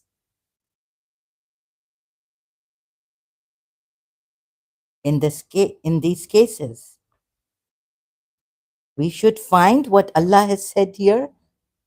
When the woman finds her husband ill conduct, fears, not finds. You see, she should have found her from her husband ill conduct. This was only on fear from her husband ill conduct or desertion. What has Allah found? There's no punishment. He says the best thing to do and take the best way then. Right here he says, take the best way. So if I were to come to you, if I was that clever and cunning as you and question you, is ill conduct bad? But no punishment here. Thank God I saw that. You would say, yes, yes, it's bad. Adultery is bad. Even in Judaism, I tell you, adultery is bad, right? And what is the punishment? I'm not trying to copy or make fun of anyone.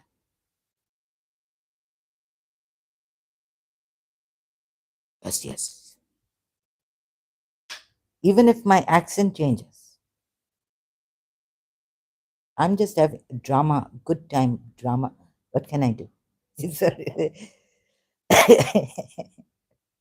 Right?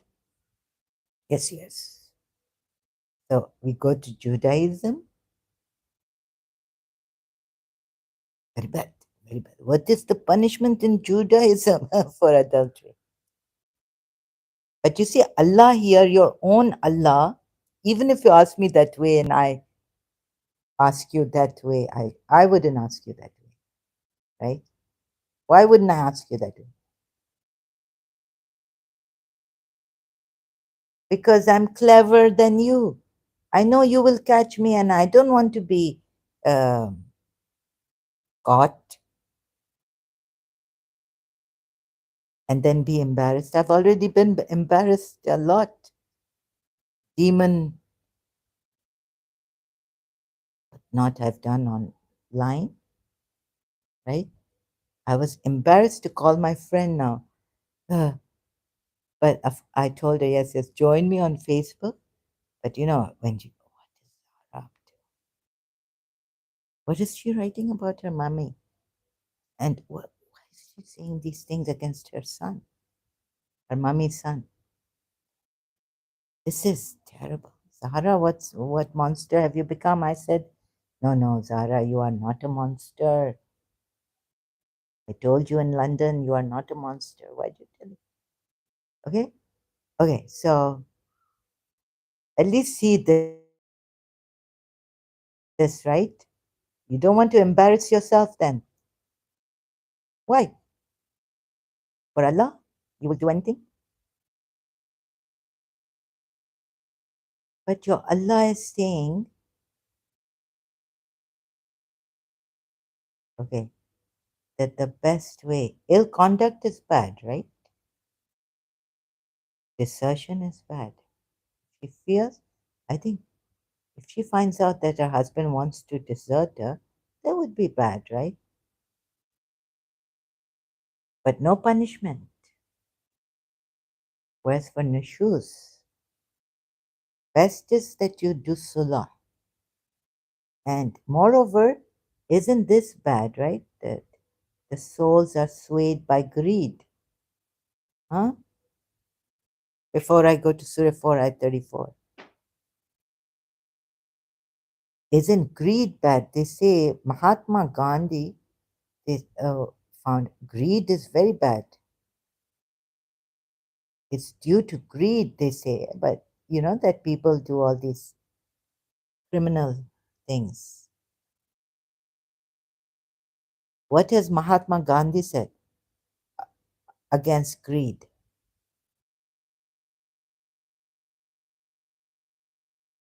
As the souls by greed. Yet God has told the women, both of you come together, reconcile. Reconciliation is best here. No punishment, yeah?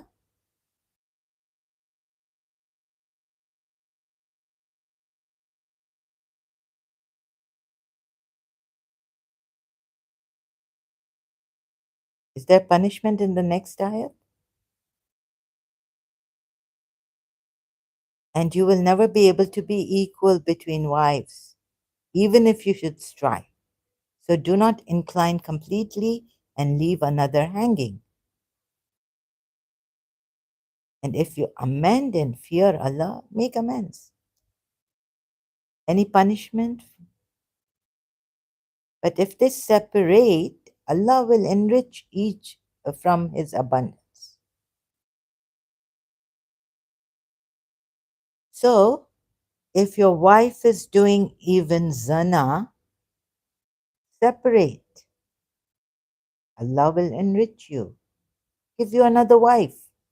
At least men have the permission from Allah to marry another. Or you divorce them, separate, divorce them, right? You don't even have to, you can simultaneously with one, second, third, fourth, four wives you can have, men can have. Now you're divorcing this wife. You don't have to hit her. And if you say adultery brings cheating and adultery, no, no. You see, don't go that far right now. What it does to societies and all this. Mutta is also a form of legal, for some cultures, it would be legal, Allah allowing prostitution.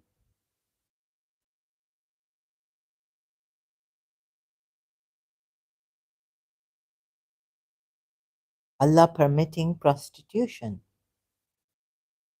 Don't tell me adultery is going to, it ruins, it's a sin, great, kabira. It's going to ruin societies, and cheating ruins societies. That or when you are in this religion, then you have to follow the laws. This religion says adultery, cheating is terrible.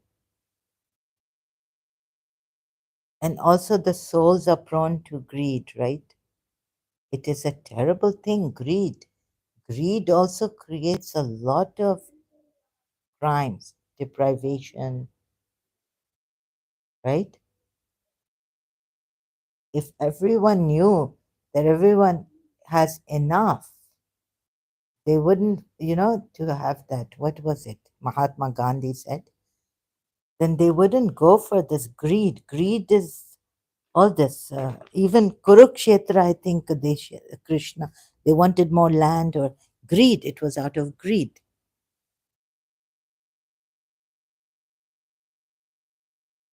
So, as bad as cheating of a believing woman when you're told, yeah, you have to obey the orders of Allah, and so obey your men, obey your men. And greed and cheating is bad, and also greed is bad. It ruins people. Your greed would ruin people. But yet, Allah has not put any punishment for that. Surah Nisa, which one was it? Allah will enrich. You see, it's a greed here. Allah saying you will never, Undecided 128. So, if a wife fears cruelty or desertion on her husband's part, there is no blame on them if they arrange an amicable settlement between themselves, and such settlement is best. So, inequality, in, unequal treatment,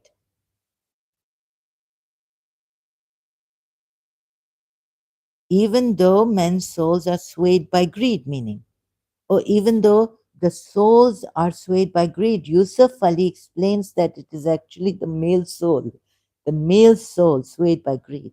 And greed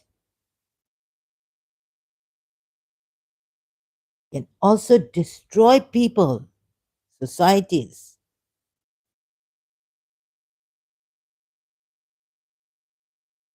And yet, Allah has not asked the women to punish the men, nor even the state to punish the men for this.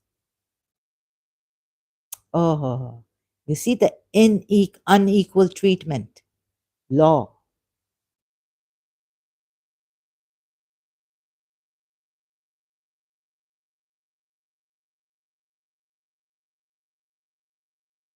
So please don't fall in that trap, deceiving trap, the deception of the Muslims telling you that men and women are different. So in that way, they are not equal.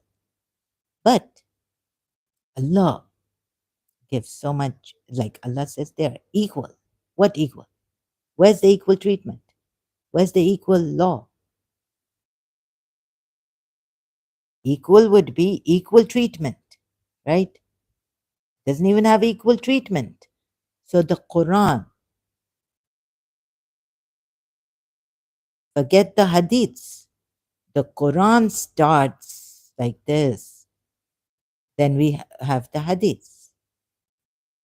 Now I think His Highness Crown Prince of Saudi Arabia, I think, and should see that the Quran starts with inequality between men and women and starts with this women's rights being curbed.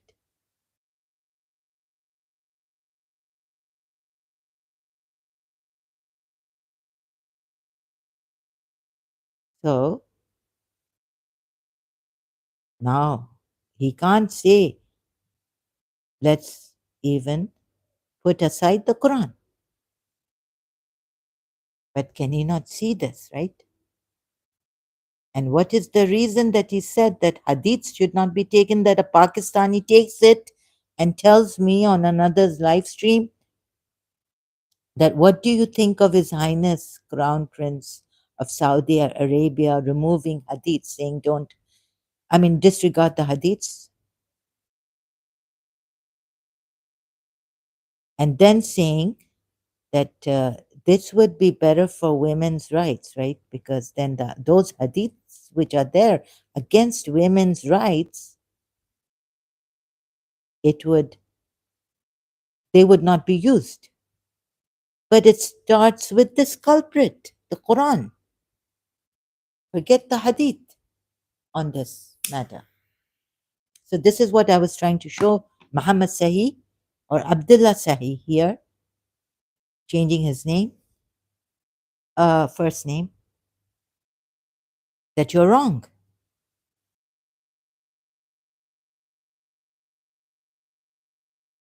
And what do you think now of Abdullah? If I can, I don't know how you'll come, but when the Saudis have found errors in the Quran, if you're a Shia, you would say, we're waiting for Imam. Please don't wait for Imam Mahdi to bring the Quran, because at the time he brings the Quran, already many ex-Muslims, and there were ex-Muslims before also, who wouldn't come out. They were closeted ex-Muslims.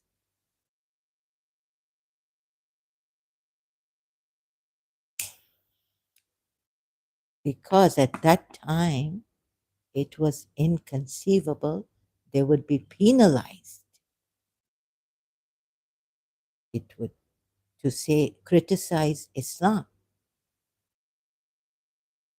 or to leave Islam, all right?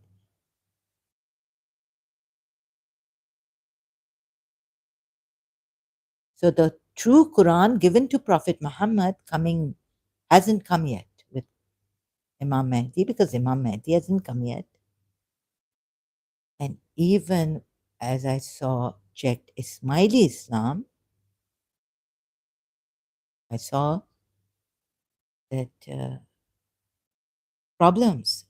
Imam taking Tawheed of Imam Ali, then I had to help the Ismailis. They have finished. Quran ayahs, through Quran ayahs, the Tawheed of Imam Ali.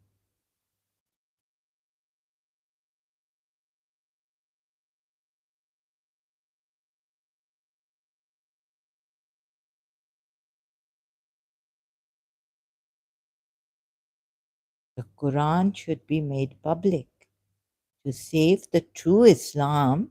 If Imam Hussein can give his all, sacrifice, Quran should be preserved with the sacrifice of Imam Hussein, the true Quran, made public. Right? Very easy.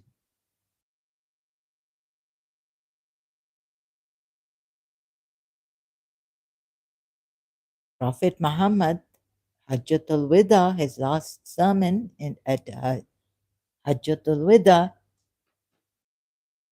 said, I leave behind you two weighty things. Quran first and foremost, then my Shias or Sunnis, Quran and my Sunnah. Sunnis have the Quran, they think, because they have the Quran of Uthman with errors, Shias would say. But where's that Quran, the true Quran? When Shias, Prophet Muhammad says the true Quran with my idrak, meaning the Quran should be there, the true Quran should be here, publicly available for you, but it's not. Now, what is your interest? And why can't you get it? What is your interest in this? What is your fear also? Please be true to yourself, at least in this. Start being true to yourself. Like I said, if I have an addiction, I know it is bad, right? Too much of tea is also bad. I have an addiction. And if I'm going to say it's not bad when I know it's bad, then what are you doing? According to your Islam, your religion, hiding a truth is also hiding the truth or a Quran ayat. It's do not mix the truth with falsehood or conceal the truth while you know it. So even if when I was like, let's say I'm following my religion, right? So as a Shia, so now I realize that some Quran ayats are, how shall I put it to you? So my addiction is wrong, I know the truth, right, about my addiction. It's going to give me, it's not good. It's not good, this addiction. This habit is not good. In fact, Imam Ali has said, don't even make your prayer a habit. Like you're unconscious of it, just praying every day because you're compelled to pray. You're asked to, it's an obligatory, but it's like you're doing it in sleepwalking, sleep talking.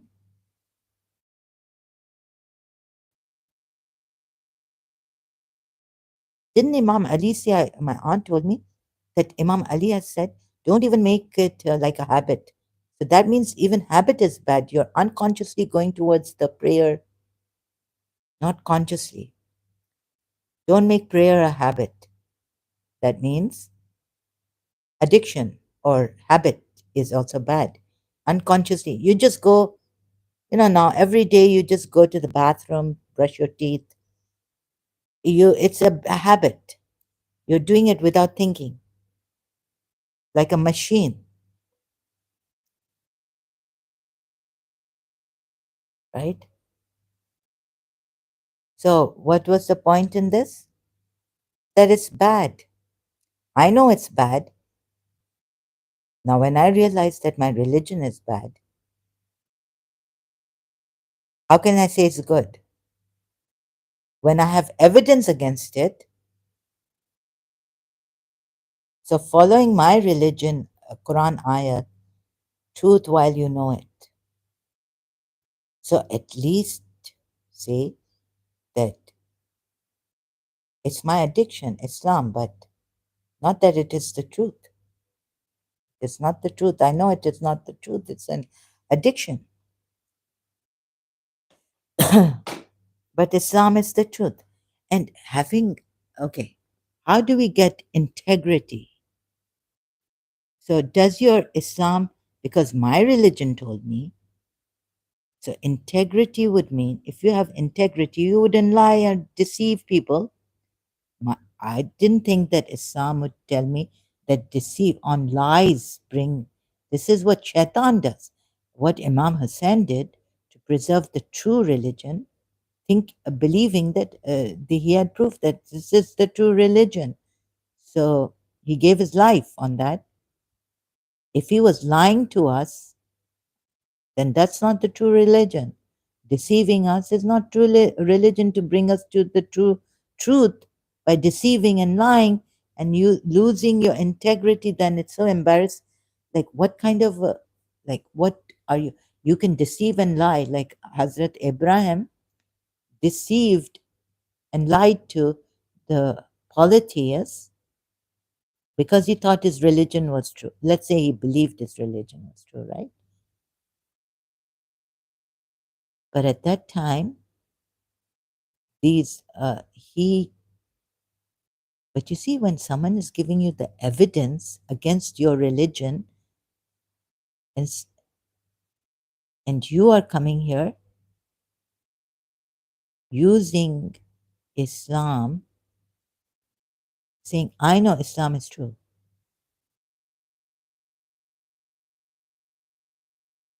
huh? And someone is showing you that Islam is false, and you're using tactics, these deceptive.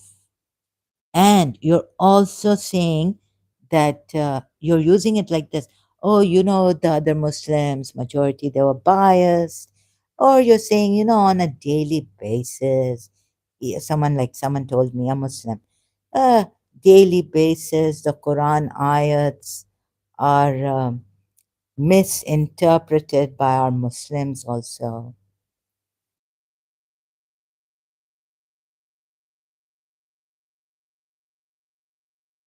And you really believe that's the case? The and about this ayat, like, okay, I have to give you examples. I can't talk.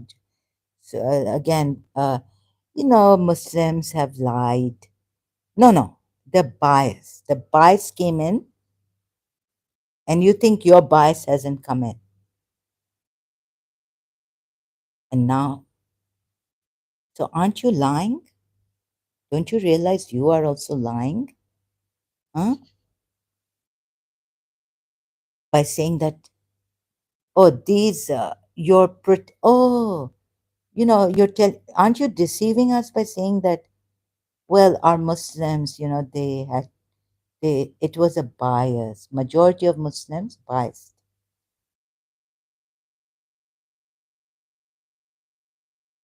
And you have the gall to say this against your majority of Muslims on this ayat, Surah 4, ayat 34, that majority are biased. And I know, and also go to that link, because that link was I saw Shabir Ali's videos. Now, yeah, see that video? He's, and you learn from him. What are you trying? And you've stopped me here. You've stopped me here somewhere.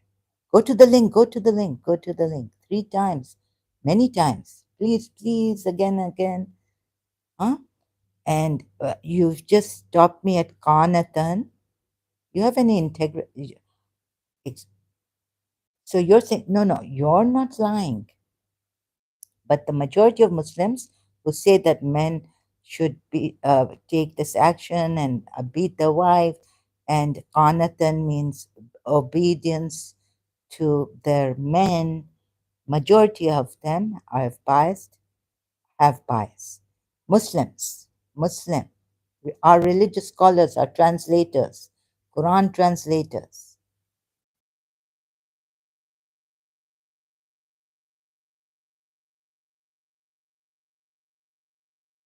Now, on Qanatan. And please go to that, no, go to the previous ayat, go to that Surah 4 ayat, another ayat. This is how you're doing it to me here. Huh?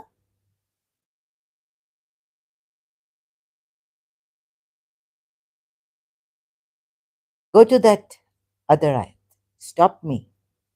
Why? Because, you see, you didn't want me, you Muslim didn't want me to come here. This part of the ayat, obey you. But if they obey you, here, Qanatan, Allah, Bibi Maryam, Abdullah Sahi saying to me in the live chat comment, which here, this live stream of mine, let me show you.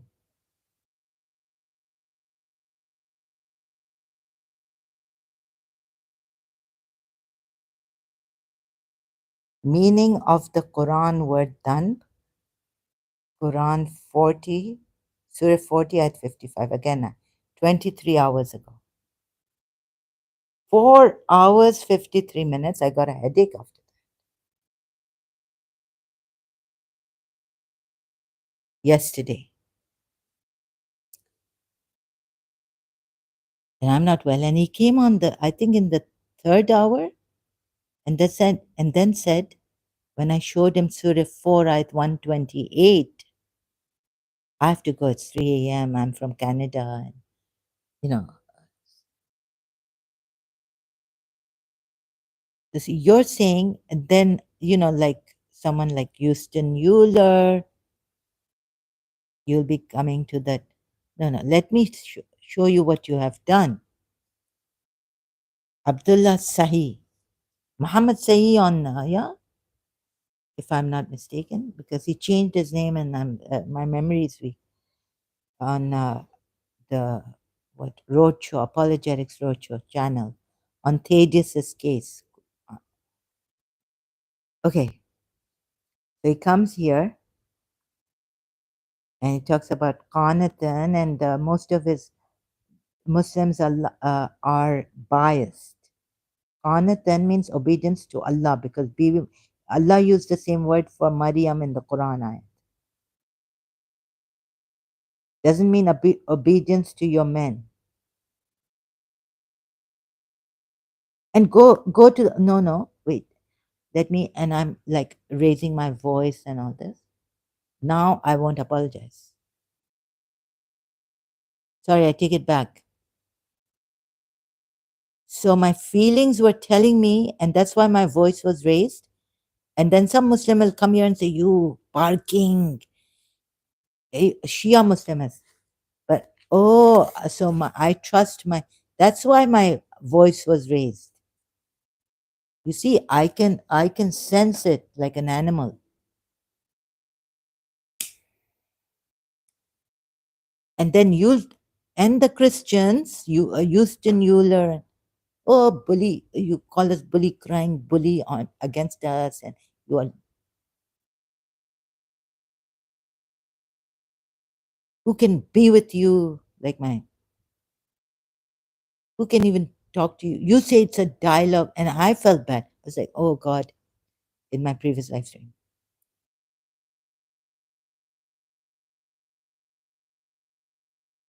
So thank God, as much as Pradeep Mukherjee has said, at least here I can sense who is deceptive in this deception, who is lying in this lying creation. further, deceiving us and dishonesty, I can sense more. At least that sense, in this sense deception, I can sense.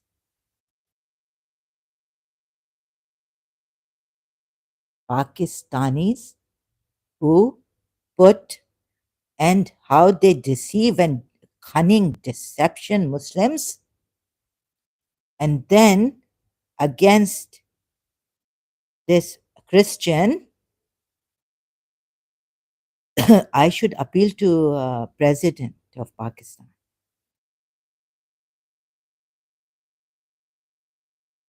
Not because his mother knows my mother, knew my mother.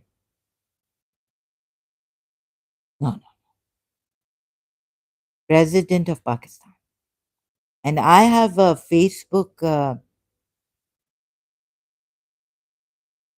not the Saudi prince of As- Asif Ali Zardari. Mr. Asif Ali Zardari, please. I spoke to my aunt, my grandaunt, who's in Dubai. He knows her.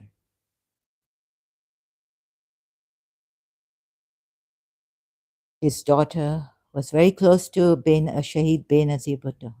But okay, but I was like, Auntie, first time I've spoken to her after a long time. I don't speak to her on the phone when she calls my mother and all this.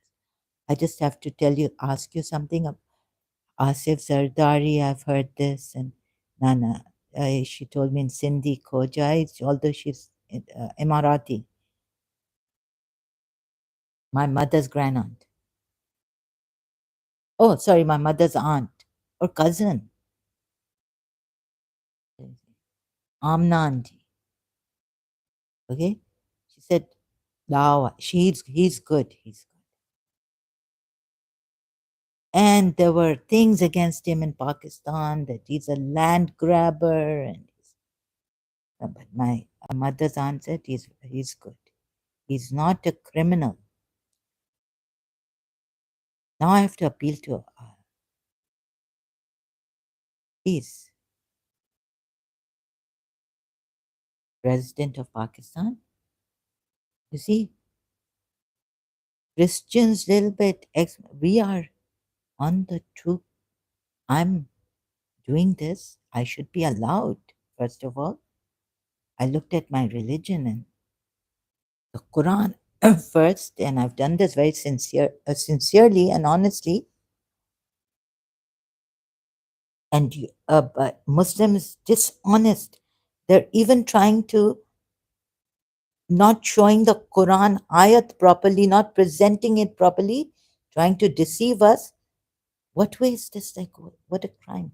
You are committing against Allah fearlessly. Didn't Allah say in business matters, right? In uh, uh, when you're selling and buying, be honest. And wasn't your Prophet Muhammad al Amin honest? How can you do this? Blaming the other Muslims, moreover, this time for bias, for misinterpreting due to being biased, prejudiced, because they're male, they want power over women, not because Allah gave power to them, but they're misinterpreting it like this and that. And the Muslims, Surah 4 ayat 34. Moreover, you don't want to you about qanat, and you say, and it's obedience to Allah and not you're totally yourself misrepresenting the ayat. You don't want me to go to the place in the ayat where it says, obey you, husbands, men.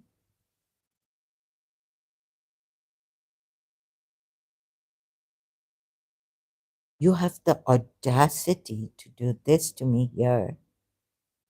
You think my channel is small and you can get away by doing this? In Canada,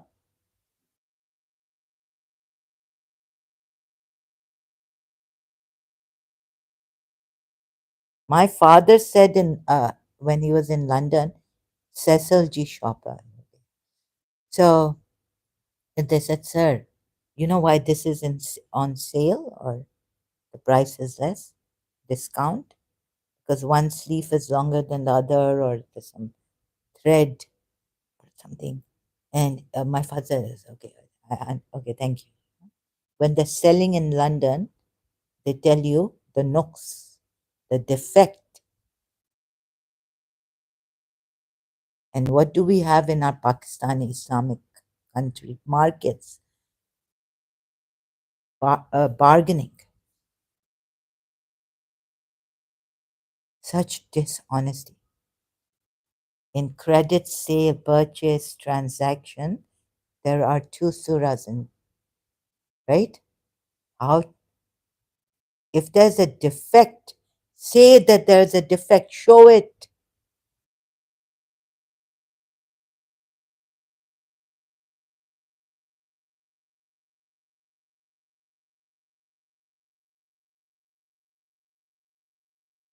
Surah Baqarah 275. Oh, so thank God the second medicine worked, and second time, and my headache is, it's improved. The pain is, but the not the, I mean the other pain is full body pain is. Those who consume interest cannot stand. No, no. Permitted trade as forbidden in, not about when you defect. Oh, that defect word I should use. Buying, selling. Point out the defect, right? It is haram to sell an item without pointing. It is haram. I didn't know that. I've forgotten this verse. Acha, acha. This is what IslamQA.info says. It is haram to sell an item without pointing out its faults, even if he is selling it to a kafir, to a disbeliever. Now, how can I buy your Islam anymore? That you were selling and not, you are misrepresenting your self-desire and blaming the Muslims for doing it. And you don't want me to get to the last part because you're saying you're in Qanatan and you're telling me go to that verse and go to that verse. What dishonesty.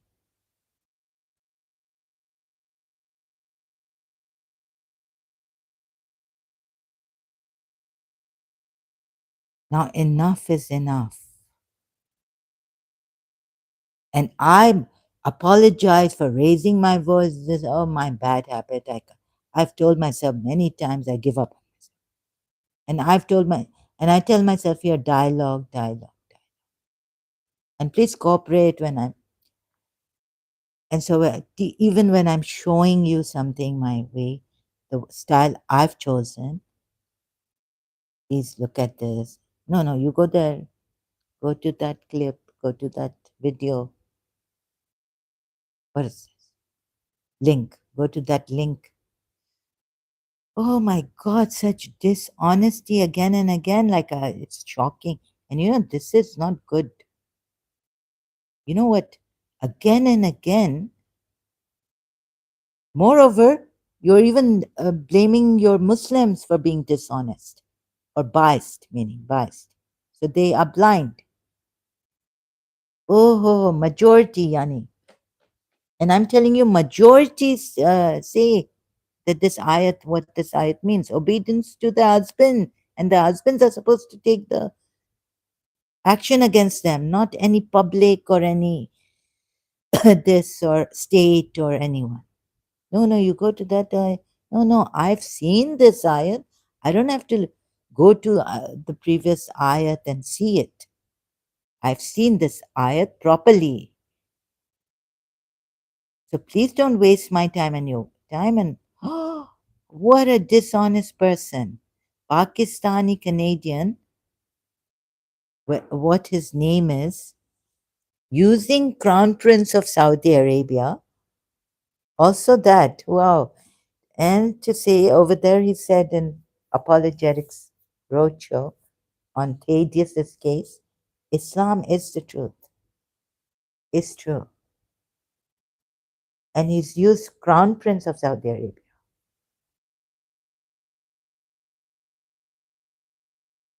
So, what's the punishment for dishonesty? In his, oh, your evil acts will be believers. You can give, you can give now.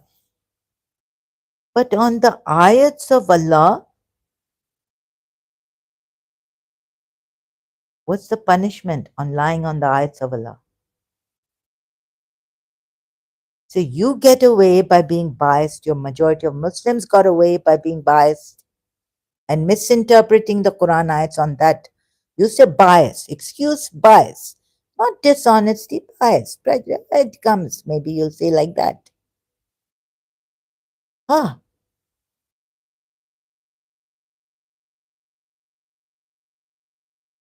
so make excuses for your evil, even against Allah's ayats. I mean, what?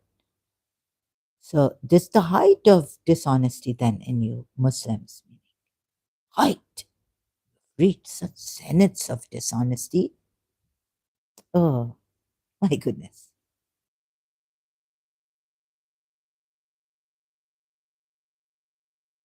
So what is my appeal to the Pakistan? President of Pakistan, right? Please see this and how shall we, what shall we do? At least for his country, the development of Pakistan, human development is shattered. It's gone, case. I'm sorry to put it this